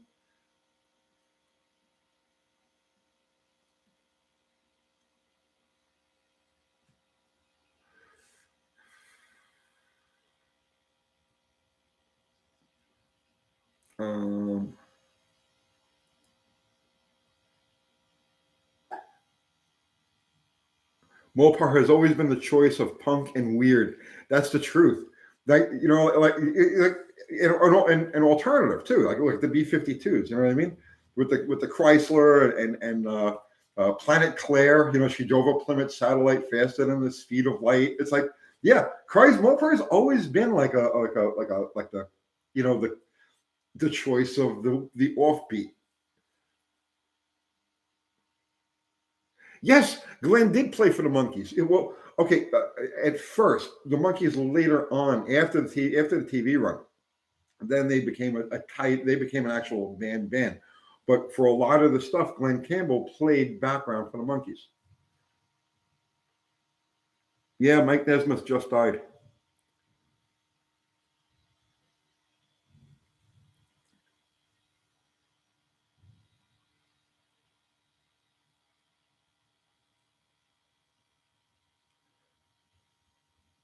Yeah, he was a session guitarist for Elvis.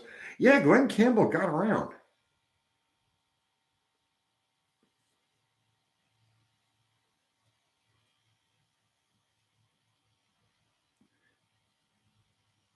Mike Nesmith's mom invented liquid paper. See, I don't know if that's true or if that's just an urban legend. I'm not sure about that.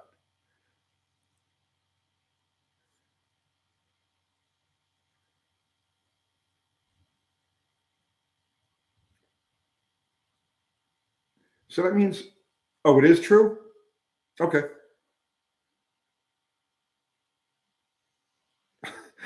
Billy Bob, is this too soon, Billy Bob? I didn't want to believe Mike N died when my lady said it. Then I saw her face. Too soon, man. Too soon. That was a cultural icon,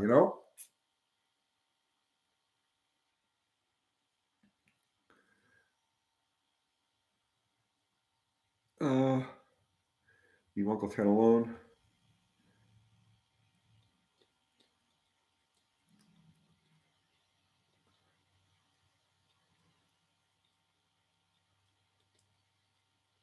So who's left alive from the Monkees? Is anybody left alive?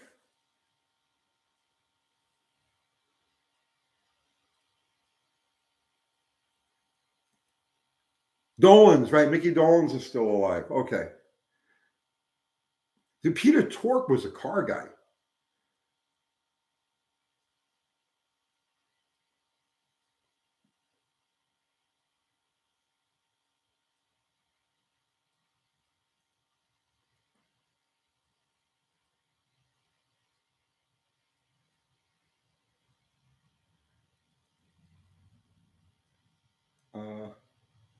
Dolenz was a trained opera singer. I can believe that. He had some range, man.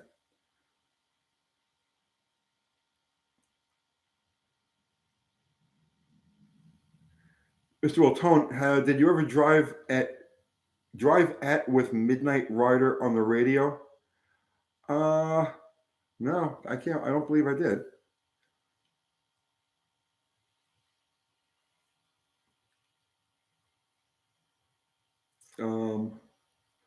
Tyler Pinkney says, "Can we talk about cars now?" Sure, we can. What? Dad, you kick it off, man. Kick it off. What about cars?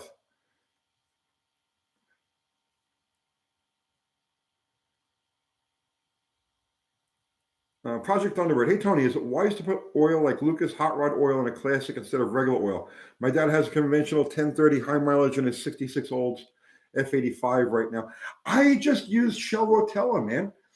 I mean, it's cheap, it's available, it's there, and it has for a stock engine. I always got to stress this, okay?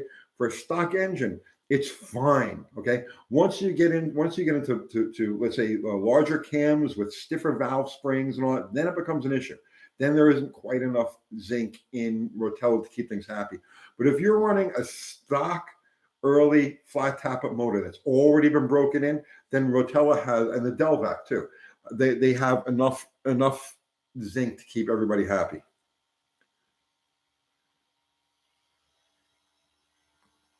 VO to Hemi Kuda, ever work on a 440 Jensen Interceptor? Never worked on one, but I drove one.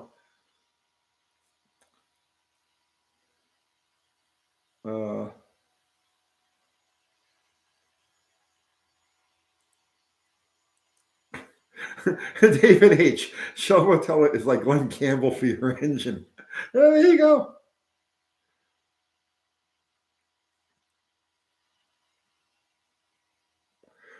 Van Little, what is the limiting component to a top fuel Hemi?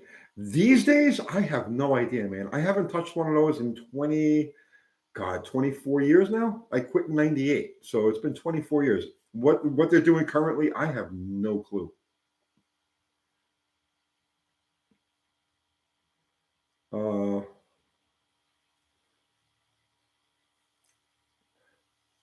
Taylor Pinkney, what kind of oil do you recommend for my 73 340? Shell Rotella. I have a 73 340 and I use Shell Rotella in it.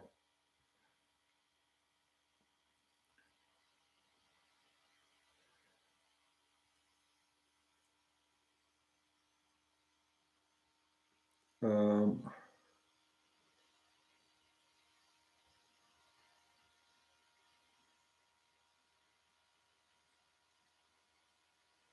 Mike and Will Connolly, does it offend you when somebody drops an engine into a car that's made by another manufacturer? Does it offend me? Offend me? No. Why would that offend me? There are people who do horrible things to other people and horrible things to animals and horrible things to our country. Those things offend me. Somebody dropping an engine, and that's, maybe it's not my taste, but it certainly doesn't offend me.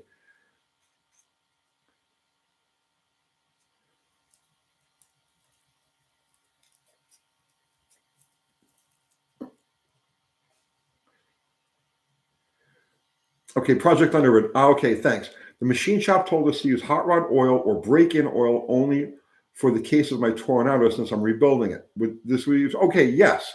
Okay, so if it's a fresh engine, fresh build, then yes, use what your engine builder is recommending for at least the first several thousand miles till everything is broken in, everything is seated, everything is happy. Then you can probably switch to like a Rotella. And if it makes you happy, gives you peace of mind, you can add a zinc additive. But no, absolutely listen to your engine builder. I didn't realize that you were doing this was a fresh engine that you were talking about. A fresh engine needs all the zinc it can get. So use the one that they're recommending.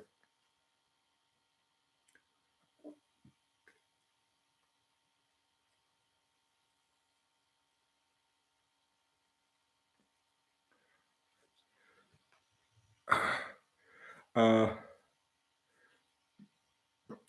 Mike, enough car talk. Let's get back to talking about the prefab four. Ever see their movie Head? Yes, yes. And I saw their movie Head at a time that I could absolutely relate to the movie Head. Yeah, definitely.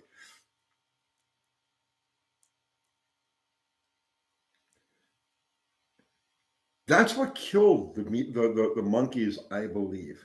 That's what happened because they okay. So like that movie, that whole thing made them radioactive, right? So if they had just stuck to the bubblegum type of thing that they were doing, so the TV show, and if they had just kept going along that line, that bubblegum kind of deal, they would have been solid right to the early 70s, like when bubblegum ended and like kind of disco took over. But they wanted to be the Beatles. You know what I mean? And so they went in that counterculture, direction, and they put Head out, and Head made them like radioactive to the bubblegum, the pop top 40 pop world. And that's what killed them. The album and the movie Head killed the monkeys. But it was great. It was great.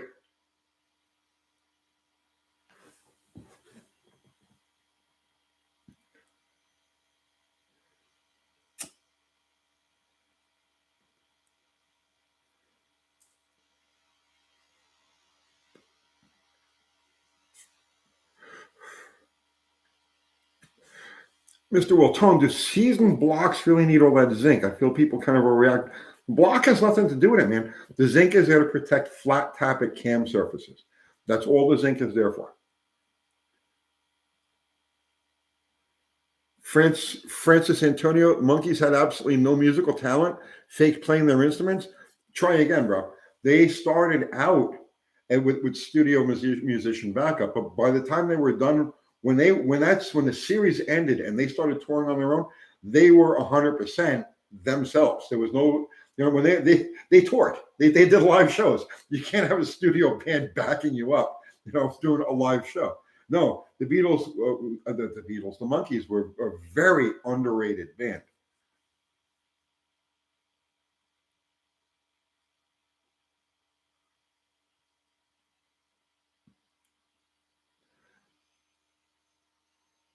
Nesmith and Torque had talent. They all did in their own. Mickey Dolenz, I mean, sang most of their songs. He had a huge amount of talent.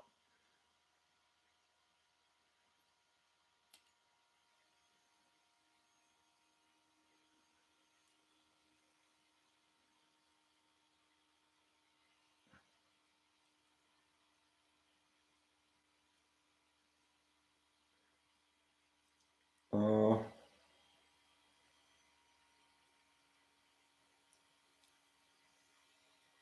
Abel D, UT, what are your plans in regards to precious metals for your survival in the apocalyptic times of 2022? Buy silver. Buy silver. I mean, gold is good. Gold is good, but seriously, buy silver. Now, so here's all you need to know about this. And I never see any of the economic. This is not financial advice. I am not an expert. Okay, there you go. There's a disclaimer. I consume a lot of economic material. Okay. But the one thing I never ever hear talked about is the gold silver ratio. They don't go back. Okay, the gold and silver. There's a 1 to 16 ratio in nature, right? Gold and silver, 1:16. All right, and the ratio now is 8. I mean, keep track 80 something to 1, and you hear these experts and they're like, no, it's got to go all the way back to like 50 to 1. We'll try again. It's got to go all the way back to like 16 to 1. So, yeah, the silver has like an insanely explosive upside as soon as the manipulation is over. And they've been manipulating the market because everything you see is paper. It's paper silver. Watch the watch the markets. It's all paper. It's not real silver. So when the manipulation finally ends, and it will, silver, the upside to silver is just astronomical.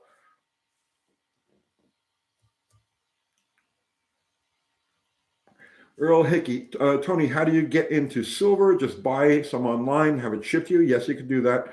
Or invest in some deal to get a certificate. No, never, ever, ever buy paper silver. And I'm not really crazy about buying silver because it's easy to get burned. I have a couple of counterfeits. I wish I had a precious metals channel because I have a couple of counterfeits at the house. I have a counterfeit Walking Liberty, right? Which you would look at this thing and you would say, no, that's real. The patina is real on it. It sounds right. It looks right. It feels right. It's not. I have a couple of counterfeit 1-ounce bars that a friend of mine who's a dealer gave me these things, just like the novelties. Okay. And so I would only buy in person from a reputable coin dealer or metals dealer.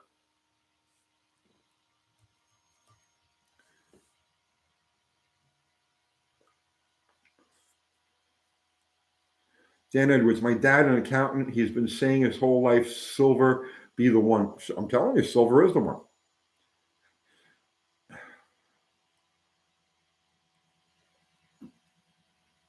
Jive Hive Jeff, best precious metal in an apocalypse is lead.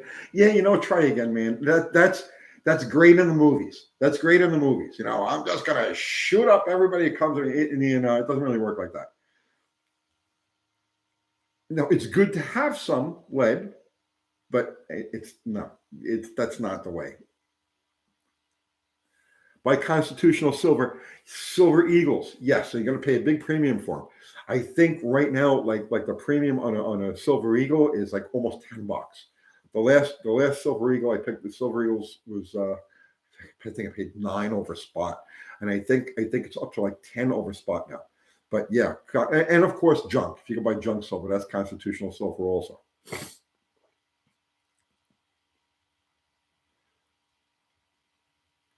32 for eagles now. Yeah, so it's 10 over spot.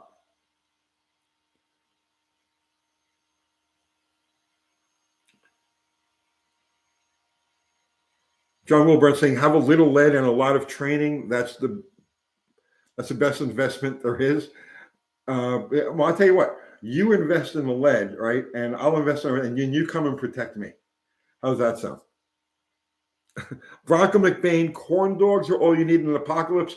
Bro, I cannot argue with that. I can't say yes, I can't say no, but I can't argue with that.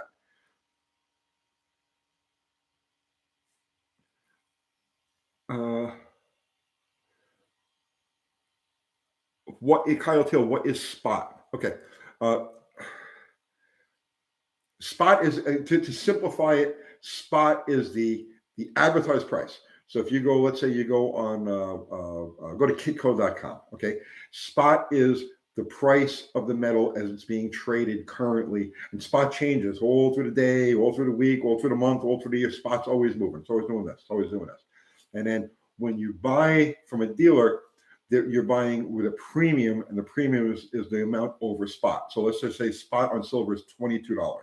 If you're going to pay $8 over spot, you're going to spend $30 for an ounce of silver.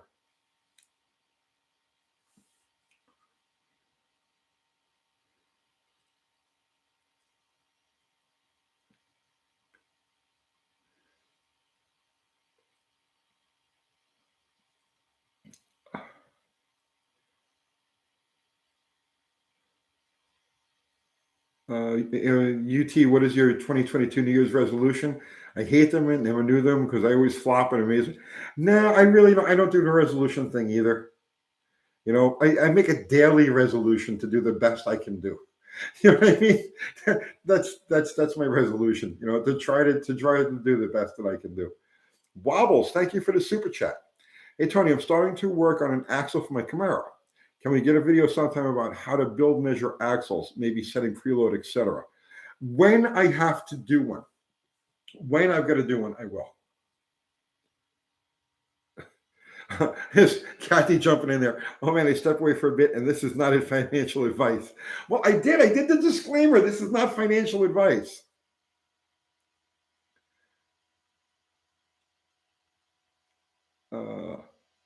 Yeah, Ari's saying, you know, we're all in our best behavior.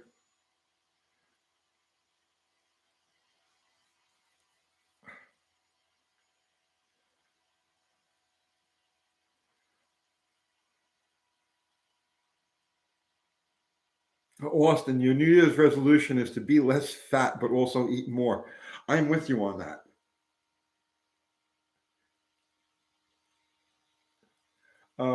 Dr. Art's Hot Rod Rehab. Do you have any plans for a UTG car show in the borough this coming year? No, because I'm a recluse, man. I'm like a total recluse. I don't, yeah, no, probably not. And I'm becoming more of a recluse. Like the further into the world of this stuff that I go, the more reclusive I become. And I really don't want to even leave my car except to go in and out of my house and in and out of the shop. And I'm not even joking about that.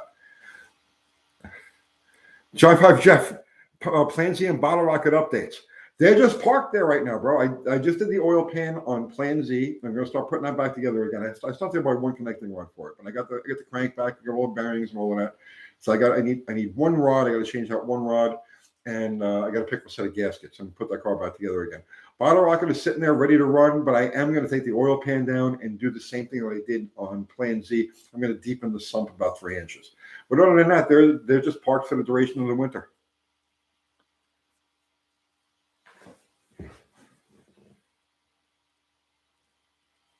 Crazy Coffee, UTG. So just bring our cars to you randomly for a meet. No, actually, I'll hide from you if you. I see. I've gotten to the point now that when I'm here in the shop, I close all the doors and I lock all the doors because people just walk in. You know what I mean? And I'm not even making that up. I'm not even making it up. I'm being completely serious. I lock all the doors now because so no, don't bring your car. Don't bring your car.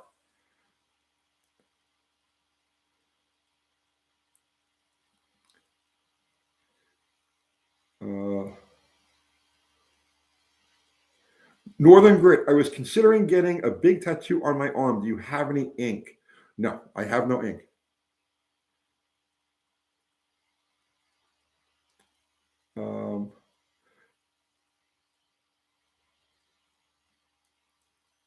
Dakota's timeout. Tony, would you buy silver in coins or bars? Does it really matter as long as it's silver? At this point, I would buy safe. Okay, I would buy safe, and the safest silver you can buy is junk, 1964 dimes, quarters, half dollars, 1964 and earlier. That's the safest you're going to find. The quarters are the best. The quarters are the best. Jody Calhoun, thank you for the super chat. If I had a shop like Tony's, I'd never leave. Yeah, I don't really want to leave.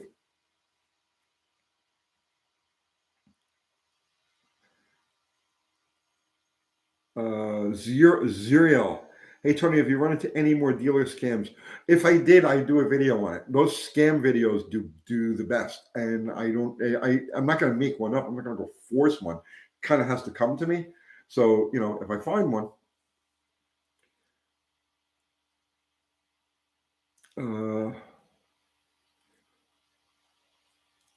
Paul Shea, do you think Dallas will make it on the New Year's Eve live? Probably not. Probably not. They have the Rona hardcore. It's his whole family. They're all down for the count right now. So no, I don't believe Dallas is going to make it. But the Junkyard Jet guys are going to be here, and we'll probably do a live. Well, let me rephrase that. If only the Junkyard Jet guys show up, we'll do a live. It depends on who actually shows up, whether or not we'll be live. So there's a chance that we won't be live based on the people who attend. But if it's only the Junkyard Jet guys and their girls, then we are going to do a live. I hate to be that vague. I'm sorry.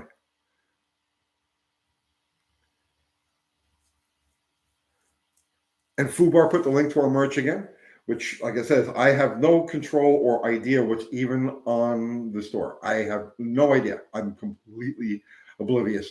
Uncle Kathy and Uncle Crystal handle all our merch. But there's the link to it. If you want any of it, go over there and, yeah, man, represent.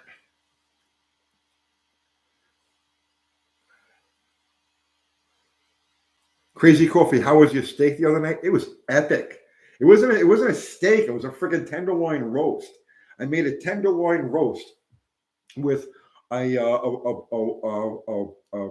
mushroom wine cream sauce. Right? Yeah. Right? Yeah. So and it was delicious. It was epic. It was epic. It was delicious. Shout out. I got to do a shout out to Natasha's Kitchen, because I was flipping around looking for what to do with this tenderloin, and it was a full time. It was a whole thing, right? So I was flipping around looking the best way to do this, and I came across a recipe that was just, I looked at it, I was like, I need this. So shout out to Natasha's Kitchen on YouTube here, Natasha's Kitchen, and I got the recipe from her, from that channel. So yeah, it was delicious. It was absolutely awesome.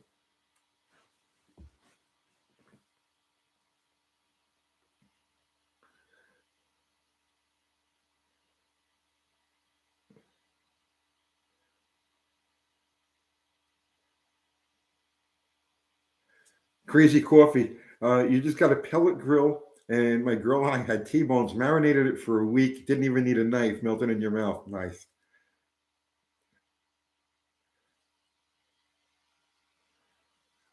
Junior Rez, what's up, Uncle Tony? When are you coming out to Southern California? Never. I mean, I've been to Southern California, but the odds of me leaving Murfreesboro, Tennessee, gets smaller every day. I'm serious. It's like the odds. See, that's why I need Austin and Garrett and John and Al and Ethan. I need these guys because they're going to have to go out there and do stuff, because the odds of me leaving my shop get smaller every single day. They get smaller and smaller.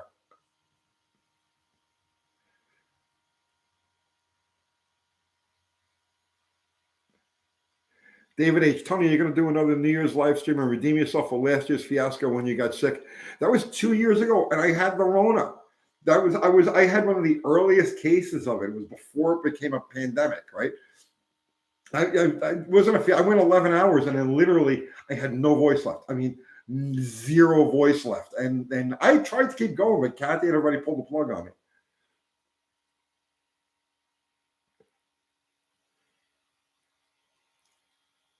All night live stream? Possibly, Dan. Possibly. Al Smith, Uncle Tony has autism. I have severe ADD bordering on Asperger's.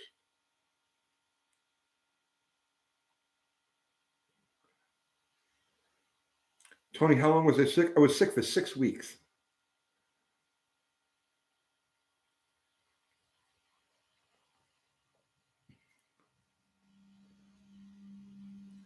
Van Little, what are the ups and downs to the YouTube life? Van Little, that is a great question. That's a great question because I ask myself that all the time, right? Constantly. I ask myself that all the time. I talk to myself now, what are the ups and downs of doing this? It depends on the type of personality you have. Okay. So Austin is here, right? So Austin has this extremely outgoing personality. Austin loves interacting with people. He loves being out and about. Austin is born to do YouTube. A lot of people are. I, on the other hand, I'm an introvert. So the upside of doing YouTube is the pay is really good. And it just depends. It's not good for everybody, but the pay is really good. The ability to do the material that you want to do, the freedom to do what you want to do, to an extent, right? Obviously, it depends what you do. But in the world of cars or motorcycles or anything, the freedom to do what you want to do is the best thing you could possibly imagine. Working with YouTube, they're extremely helpful. They're supportive of the creators, and so far I haven't had a single gripe. I can't say a single bad thing about YouTube. From my perspective, now there are other people who do other types of material that have problems, and I'm not discounting that at all. I'm saying from my perspective. So those are the upsides of doing YouTube. The downsides of doing YouTube. Oh, there's one other really big upside of doing YouTube. Everything that you want is a source of content. So, okay, when you don't do YouTube, let's just say you want to buy a van. Just you want to buy whatever it happens to be. You want to buy a quad. You want to buy a motorcycle. You want to buy a muscle car. Whatever it is that you want to buy. YouTube gives you the justification to buy that thing. Okay, where if you don't have an outlet like this, you can't justify it. It's not an investment. It's you know what I'm saying? But no matter what I buy, like I can go out tomorrow morning and buy a ride-along mower. Okay, I can make content out of that, and the thing will pay for itself. So that's the real upside to doing YouTube. It's an ultimate freedom thing. The downside is if you're an introvert like me, you don't want to be recognized. You don't want, you know what I'm saying? It's like I appreciate it. I appreciate it. It's not that I'm being ungrateful for the recognition. I do appreciate it, but I'm not. I'm like a behind the scenes person. I don't like being in the spotlight. So that's the downside to it. You give up your privacy. You know what I'm saying? Like I'm cool with I'm sitting at a traffic light on my motorcycle, and this happened and then people will go, Uncle Tony, and I'll give them a thumbs up. And it's like, yeah, and I ride off, and I'm cool with that. I like that a lot. But when you're pumping gas and somebody walks over to you and they start they start this whole conversation and everything, and it's just like, no, man, please, please leave me alone. Please just let me pump my gas and go. I'll give you money. I'll give you, how much money do you want? Just please go away. Right. And I know they mean well, and I know it's all done out of love, but I'm an introvert. I just don't.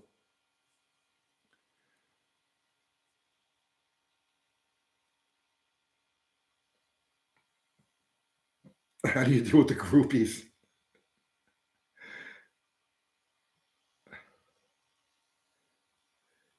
Zuriel, if you had a chance to go back, would you go on YouTube again? Yeah. Yeah, I mean, this is a great gig. And I try to encourage everybody who wants to, you know what I mean? This is a fantastic gig, and I'll ride it out for as long as it's good. You know what I mean? It could go tits up tomorrow morning, and it's like, okay, it was a great run, or it could last another 10 years. If I last another 10 years, there's not a very good chance of that. So no, yeah, it was a fantastic move.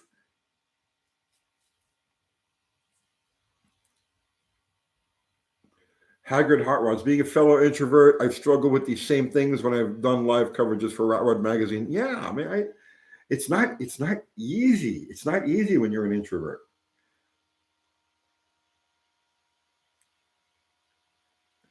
And I tell you what, it's not so. It's not even being an introvert. Here's the thing. There's certain types of. Okay, so I'm not afraid of people. Obviously, right?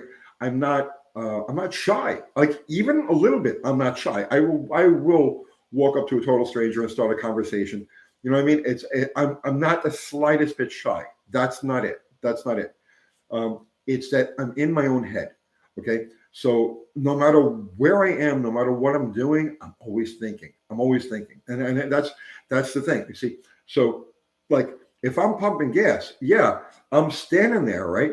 And I got the nozzle in the thing, okay, and I'm watching the deal go. But in the meantime, I'm pondering, I'm pondering the lobe separation angle, as opposed to right. It's like I'm always thinking of these things. My head is always filled with like problems and things that I'm working on, right? So, and that's all the time. That's constantly. It doesn't matter where I am. Doesn't matter what I'm doing. I'm always thinking about stuff like that. So when a stranger comes up to you and starts talking, you take me out of my head, and then when you take me out of my head, I'm like, I'm out. Please leave me alone. You know what I'm saying? Does that make any sense?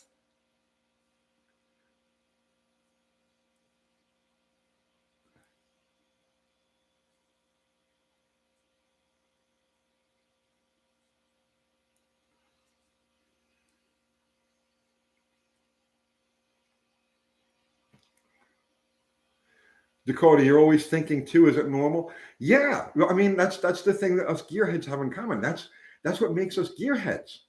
You know what I'm saying? Because we live to solve problems, right? That's the difference between somebody who's into cars for the ego. So you got two different. You got people who are into machines, right? Cars, motorcycles, trucks, whatever it happens to be, because it's an extension of their ego. They're trying to impress somebody. They're trying to compensate for something that's missing inside of them, whatever it happens to be. That's about half of the car population. And then the other half of the car population, and I think that's where the vast majority of us fit in, is we don't care. I don't care what you think of me or what I drive or anything like that. I'm in this because I enjoy the machine, and I'm trying to master the machine, modify the machine, restore the machine, understand the machine. You know what I mean? And we're gearheads. And so we're always thinking, and we're always plotting, and we're always scheming, and we're always, trying to figure out a better way, a newer way, a faster way, a more fun way, whatever it happens to be. We're always thinking. And that's the difference between like us and a lot of them.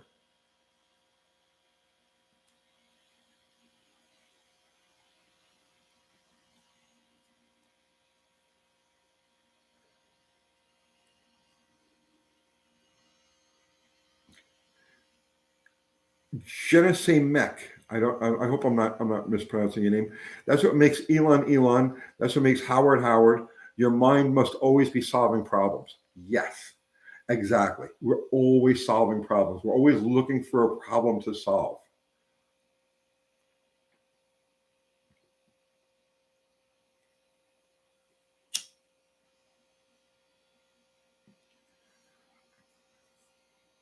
That's why I do the kind of projects that I do. I build stuff that has problems to work out. Does that make any sense? Like anything that we put together for this channel, okay? They're built with deliberate puzzles. They're built as puzzles because to have content, I have to fix the problems. I have to figure out the issues. And to keep me interested, I have to fix problems and fix issues. Once a car is finished, once it's like, okay, I met the goals of this car, I no longer have any interest in it. Now I have to go find something else And the more unlikely it is, or the more underdog it is, that's why I love 318s. I love slant sixes now, because they're underdogs and they're difficult to work with. They're difficult to get good stuff out of. And that's the appeal. That's what makes it good. Does that make any sense?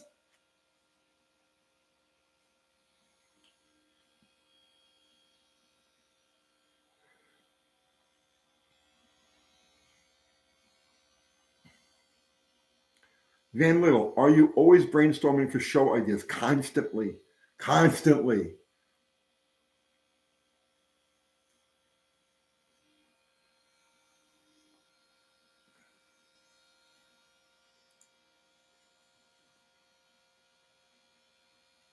Uh, Doug Rutley, I am constantly Googling questions, combing old car forum posts, always deep in thought when I don't have to give my undivided attention to someone or something. Exactly.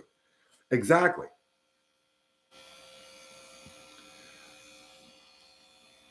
Mike Batista, I like getting in the car till it's almost done and then I lose interest. Exactly. See, Mike, you're cut from the same, we're all cut from the same cloth. That's, that's the thing. We're all cut from the same cloth. It's the problems to solve. You know what I mean? It's like if everything just went without a hitch, I wouldn't be interested in it. It doesn't do anything for me. It's like, how do I make this thing conform to my will? You know what I mean? And when it fights you, like, okay, Bottlerock is the perfect example. That car has been nothing but misery and headaches. But that's why I love it. And then you have to just put it aside. You say, okay, well, now I have to regroup. You know what I mean? I'm going to approach this thing with a fresh head. And then you do. And you so you conquer the next thing. And then there's going to be another problem coming along. It's kind of like that's the incentive. It's like the carrot. It's like, oh, look, another problem to solve. Another thing to think about, like as I'm falling asleep, to occupy my head and think about all of the various mechanical relationships between this and that. And why did this happen? Why did it work? Why didn't it work? What failed? What didn't fail? What's the next step? And it's like, that's the satisfying part. And for a lot of people, they don't understand that. They don't get that, right? And that's cool. Not everybody is supposed to get that. But I don't do this channel for people who don't get that type of thing. I do this channel for people who do get that. You know what I mean? Does that make any sense?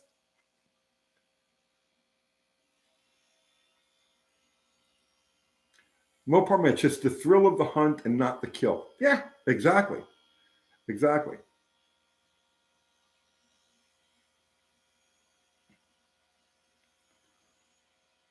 Brad O'Connor, it's the challenges that make the car world interesting. Exactly.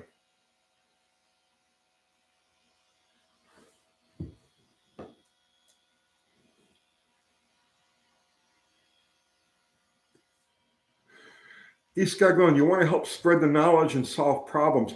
It's not so much that I want to, you see, okay, like, it's not so much that I'm trying to, it's not so much that I'm trying to spread knowledge, right? I mean, I am spreading knowledge, but that's not really what I'm trying to do. I think on a personal level, I'm trying to get people to think. You know what I'm saying? So it's like, okay, so I've picked up all of this knowledge over the course of my life, right? And I use that knowledge as the basis for the content on this channel.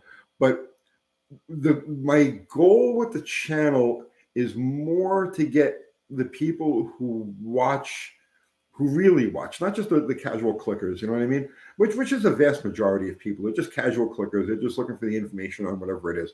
But for the regular viewers of the channel, I try to get them to think, because if you do the car thing, right, and it's not an ego thing, you're not trying to impress anybody, but you do the car thing for the love of the car thing, well, then the real satisfaction comes from the thought process, comes from understanding. You know what I'm saying? And like the more you understand, the more you'll get out of it, the more satisfying it'll be, and the better your life will get. See, that's the thing. I mean, a lot of people don't really put this together, okay? But the problems and the situations and the relationships that you come across when you're engineering something or building something, or whatever it happens to be, those connections in your brain, then you take them to every other aspect of your life. So you start to like you'll have a deeper, a better understanding of how the world works, of how relationships work, of how money works, of how business works, of how politics work. You'll have a better understanding of how the universe works based on the mental connections you'll make when trying to sort a carburetor or trying to choose the right cam, trying to spec a cam the right way or time it the right way or porting or whatever, any of these things that we get into that are very cerebral things. Well, you're making connections in your brain, right? That will transfer to everything else you do in your life. Does that make any sense? And that's on a personal level. That's why I do YouTube for monetary reasons because hey, it pays good. Okay, don't pay attention to what it says on social media. It pays good, but also because from a personal level, I'm trying to get anybody who's going to pay my bills because that's what happens now. If you click on my video, you're paying my bills, right? So because you're paying my bills, I feel that I owe you something, and the thing that I'm trying to give you in return is things to get your mind working and get the wheels turning. Does that make any sense?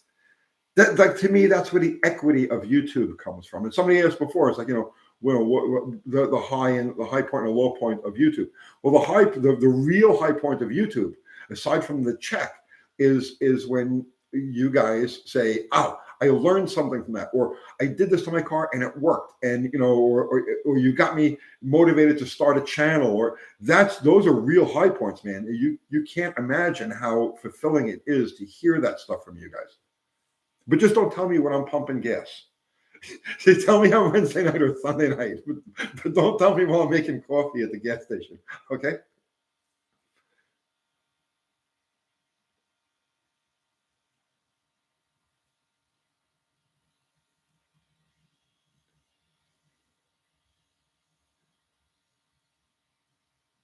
Uh,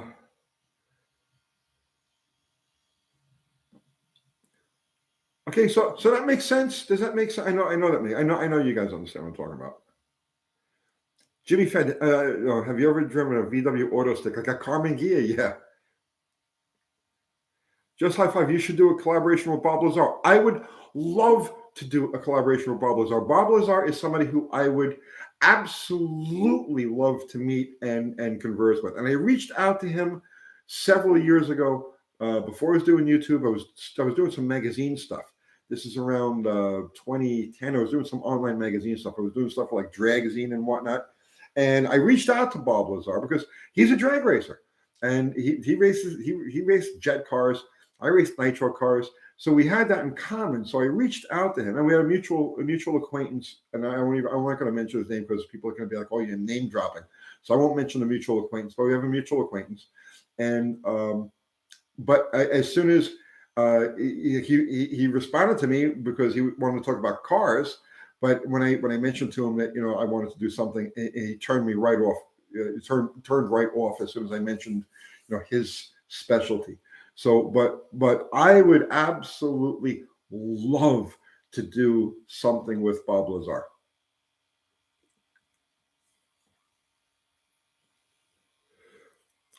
Ian Russell is another one I would love to have. I am the world's biggest Ian Russell fan. I love what that guy does. I love what he's about.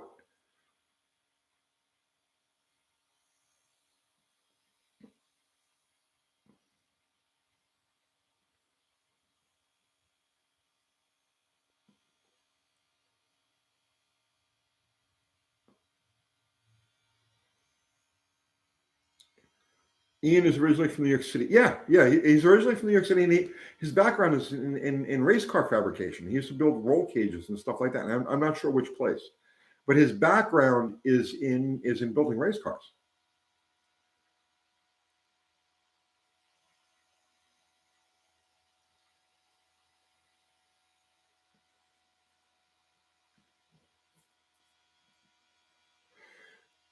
Tony's the next host from Coast to Coast. I don't know how George Norrie is just and all of his guys that are on there. There's one or two of them. I'm not gonna say I'm not crazy about them. There's one or two of them I don't really look forward to when they're on. But George Norrie, what an amazing individual he is. I want to know how these guys do 4 hours every day. I can't imagine. I'm done with this. I do 2 hours. Okay, now we're a little bit over 2 hours. I do 2 hours 2 nights a week. And it's like, I'm done. I can't, I leave here and I'm just like, I can't even open my mouth, right? How do these guys go, all of them, man, all these like these different podcasters and radio hosts and everything, they do 4 hours a day. I can't imagine doing that.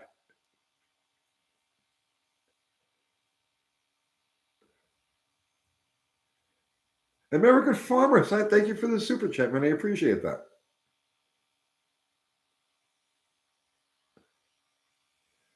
Austin, would a 71 Dart make a good car for someone who's never owned a classic car? Yeah, absolutely. Think of blowing up Sabrina's car to make room for one, and she can't complain of a tourist. Dude, bring it. Go pick one up. Bring it to the shop. We'll put it in. We'll put it together. It's content. Let's do that.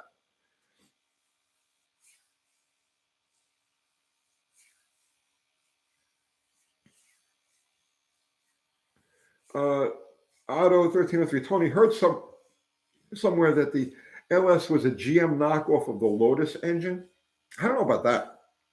Uh, Dallas is of the opinion that it's the 3800 Buick, which has the V6 3800 V6, which has its roots in the 215 Buick. So Dallas is convinced that they use that engine as they combined the small block Chevy and the 3800 V6 and came up with the LS from that. And that kind of makes sense to me. Art Bell was a genius with Midnight in the Desert. Yeah, well, Art Bell's the guy who started. I mean, but I think George Norrie's better than Art Bell.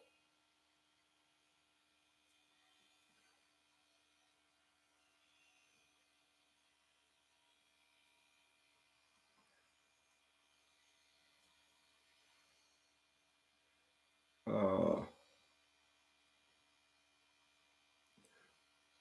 no way it's based off the 3800. No, I mean, take it up with Dallas. Take it up with Dallas. Uh, Donald Scheidel. What happened with the project with Kiwi? Kiwi just kind of like dropped off the earth. I have no. I haven't heard from Kiwi. I dropped in on him about 6 months ago, 8 months ago. He was busy, busy, busy, and I don't want to. I don't want to push him. When he comes around, he comes around.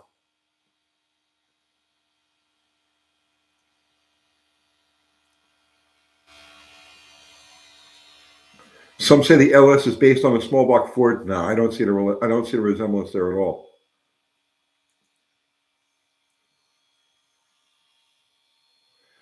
The 3800 LS connection would be a great Wednesday topic. You're right, John. It would. But let's see if we could do that. Well, I mean, we could get both, put them side by side.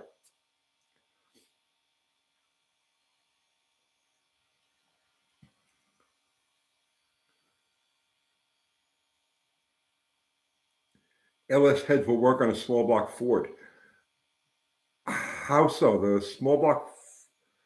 Well, I guess if the bore spacing, I guess you could make them work. Roger. Oh, good night, Roger.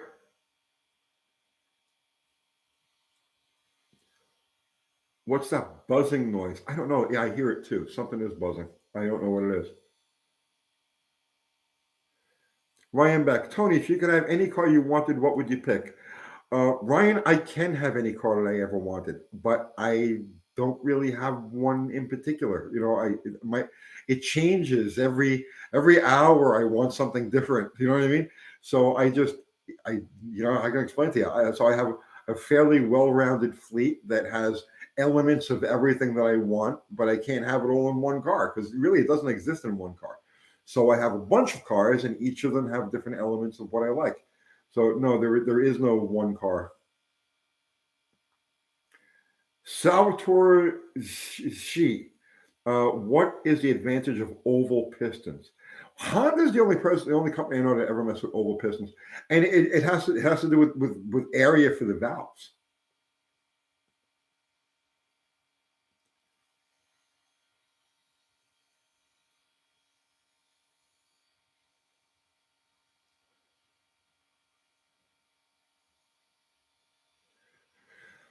What is the oldest car you have driven? Oh God. I'm Years and years ago, I had a customer that had a 39 Plymouth Business Coupe. Um, that might be the oldest. I'd have to think about that. Artificial, I think all pistons are slightly oval, aren't they? Pistons are elliptical. The head of the piston is completely round. The skirts are not, right? They're elliptical. The bottom part of the piston, egg shaped. Okay. Um, but the oval piston is something that Honda for their race engines was working with. So if you make the piston like this, okay, so picture this now, right? You got a round cylinder, okay? You can only put the valves in you can only get so much of that cylinder hit with the valves. But if let's say you're going to run a 4 valve per cylinder head, instead of having them two and two, you can run an oval piston and have them lined out. So you just the area of the piston has a better shot at the valves.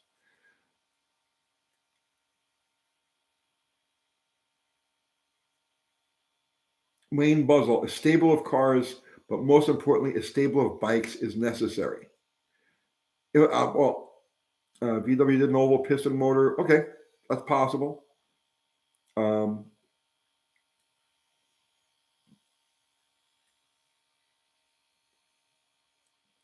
yeah, the Honda NS.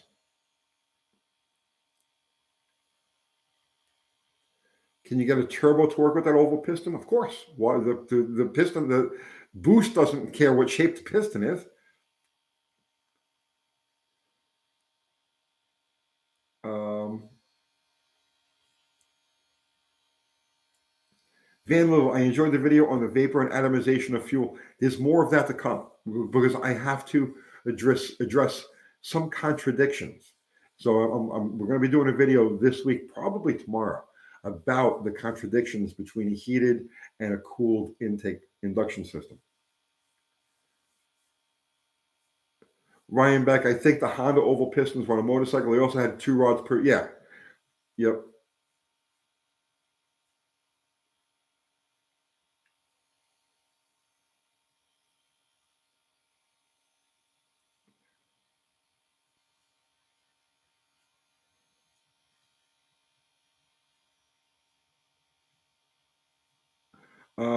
What's better? What's a better 4.3? The original 265 small block, uh, or the V6 262 made in the 80s, and the Vortex small block V6.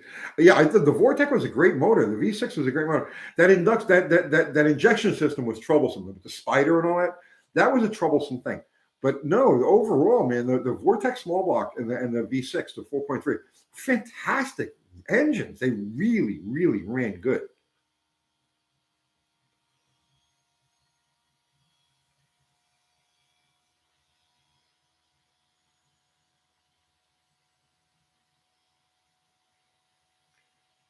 Zero, you've seen a rotary motor pull the front wheels off the ground.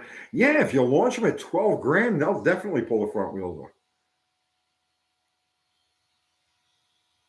Austin Arnold, you have the ugly spider. You need to change it out.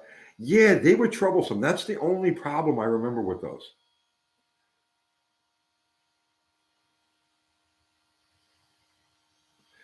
Austin, Sabrina heard you say her name. Hey, Sabrina, my coffee run buddy. Uh, so I don't think away with blowing her car up, but I mean, I can do it anyway. She wants a 71 Dart, but has never driven a classic car in her life. So tell her to come. Why don't you let her drive your Fury? Let her drive your Fury, or tell her to come here. I'll let her drive one of my cars.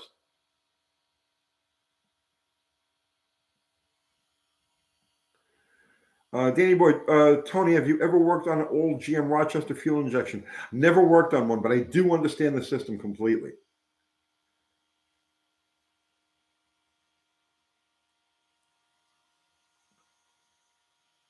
Good night, Ryan. Good night, Gabriel. She's scared to drive the Sport Fury. Send her here. I'll hook her up.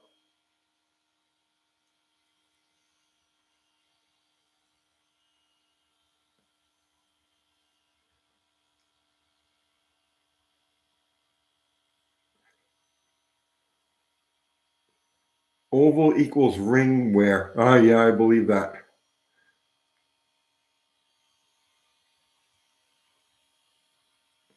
Dakota's time I ever used a Holly Economaster. No, no, those.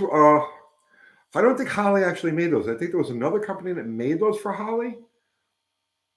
Somebody more familiar with them will you get in. Uh, but no, I never messed with one. I never messed with one.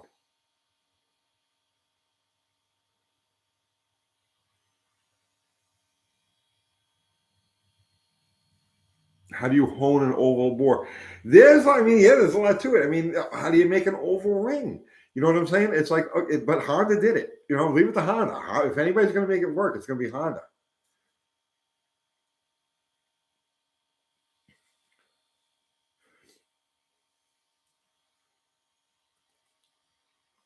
Uh, let's see.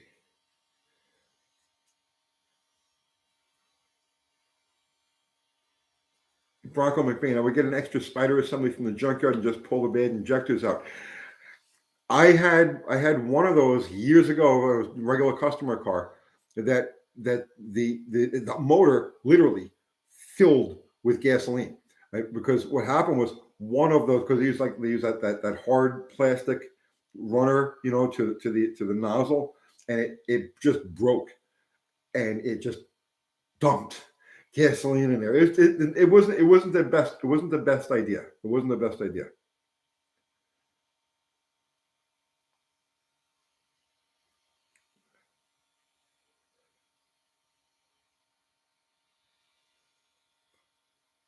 Ever put a cherry bomb on a toilet? I was a kid, wasn't I? Tony, did you hear about the Toyota with the six? Yeah, I did a whole video on that. Austin said she'll drive a dart of yours if you're willing to let her. Of course. If one of us will ride with her to make sure she doesn't break it. Yeah, absolutely. Kathy will take a ride with her. She can drive Kathy's Slinger.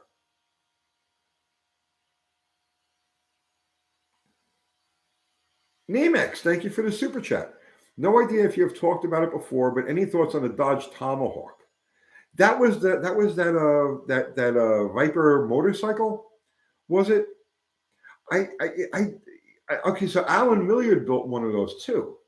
Um, I don't really have any thoughts on it. I mean, it's like a great engineering exercise. You know what I mean? But I don't really see the practicality of it. It's like a boss horse, right?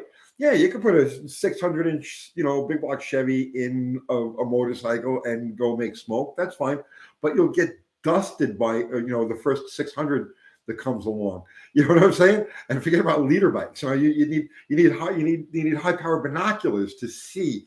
You know what I mean? A properly set up motorcycle, as opposed to. So it's like, you know.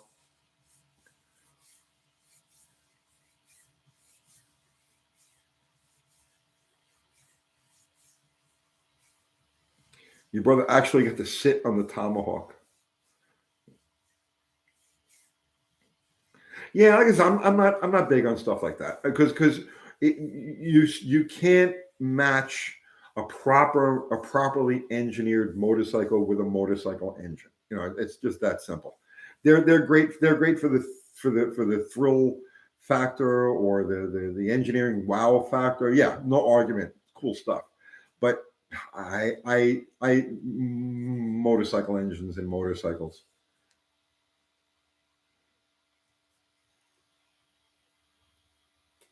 Alan Milliard can actually ride his. Yeah, I saw a video of him riding it. Pentastar. I'm not an import guy, but the J2 stout. It's a good engine. It's a good engine.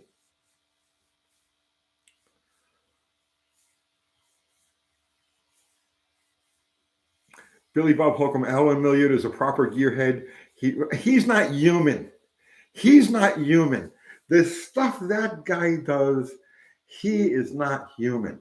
I'm telling you, He's something from the distant future of a distant planet, sent back here to make all of us regular gearheads look silly. That guy is just off the chain. He's amazing. He's amazing.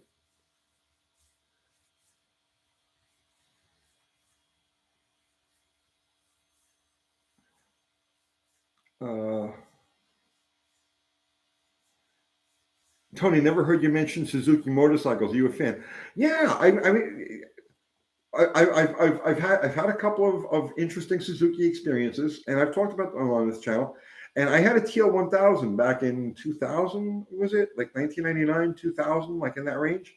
And the Junkyard Jet guys just brought a TL 1000 in pieces. It's all apart, but I got a TL 1000 sitting in the shop right now. That's why I was late getting this live started, because I was checking out the bike that they brought in.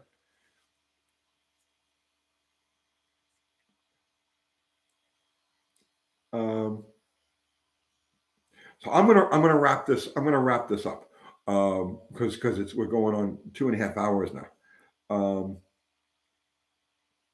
Yeah, the gyro effect is a big deal. So I'm gonna wrap it up. We talked about it today. We've been talking for the last back and forth for about a week or two now. But it's confirmed. We're definitely going to do this today. The Junkyard Jet guys are going to do a motorcycle channel, right? Then we're going to do it here out of the shop. It'll be launched sometime. We'll talk about it on the New Year's Eve live, right? But it's going to be launched sometime January-ish, sometime in January. The working title of it, the working theme of it is Too Many Motorcycles, right? And the quest for too many bikes, right? So that's what we're gonna do. We're gonna figure out. There's 3 of them. There's one of me. There's 4 of us, and we are collectively going to find out what is too many bikes. We're going to get to that point where we just burn it out. It's just like, no, we can't go any further. We have too many bikes. So that's a new channel. Like I said, with the Junkyard Jet guys, they're all see they're building this race car, but they're also all motorcycle guys. They love motorcycles. So we're getting together and we're starting a bike channel, and we'll have all of the details in about a week. But we'll talk about it on the live. So not possible, right? We're gonna find out. We're gonna find out. We're gonna find out. So yeah, if you hit the like button on the way out, that would be awesome, because it helps with the algorithms. Always helps with the algorithms. So that's it, guys. Right? Ari, John, Fubar Zero. Thank you from the bottom of my heart. Thank you so much. Right? You guys keep the chat going.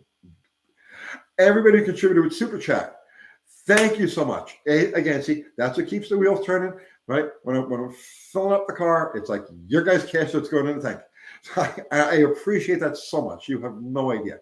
And Uncle Kathy appreciates it. And Uncle Crystal appreciates it. The whole UTG universe appreciates your Super Chats. You have no idea. And everybody who just contributed with good conversation and your presence, you are equally appreciated. So that's it for now. Tomorrow we'll make a video, right? Wednesday night, hopefully Dallas is back, but we're gonna be live New Year's Eve. So if you don't have anything going on New Year's Eve, come join us. And then of course Wednesday night, hopefully Dallas is feeling a little bit better and we can get him back on here. So that's it, guys. I'm pulling a plug. Good night, all.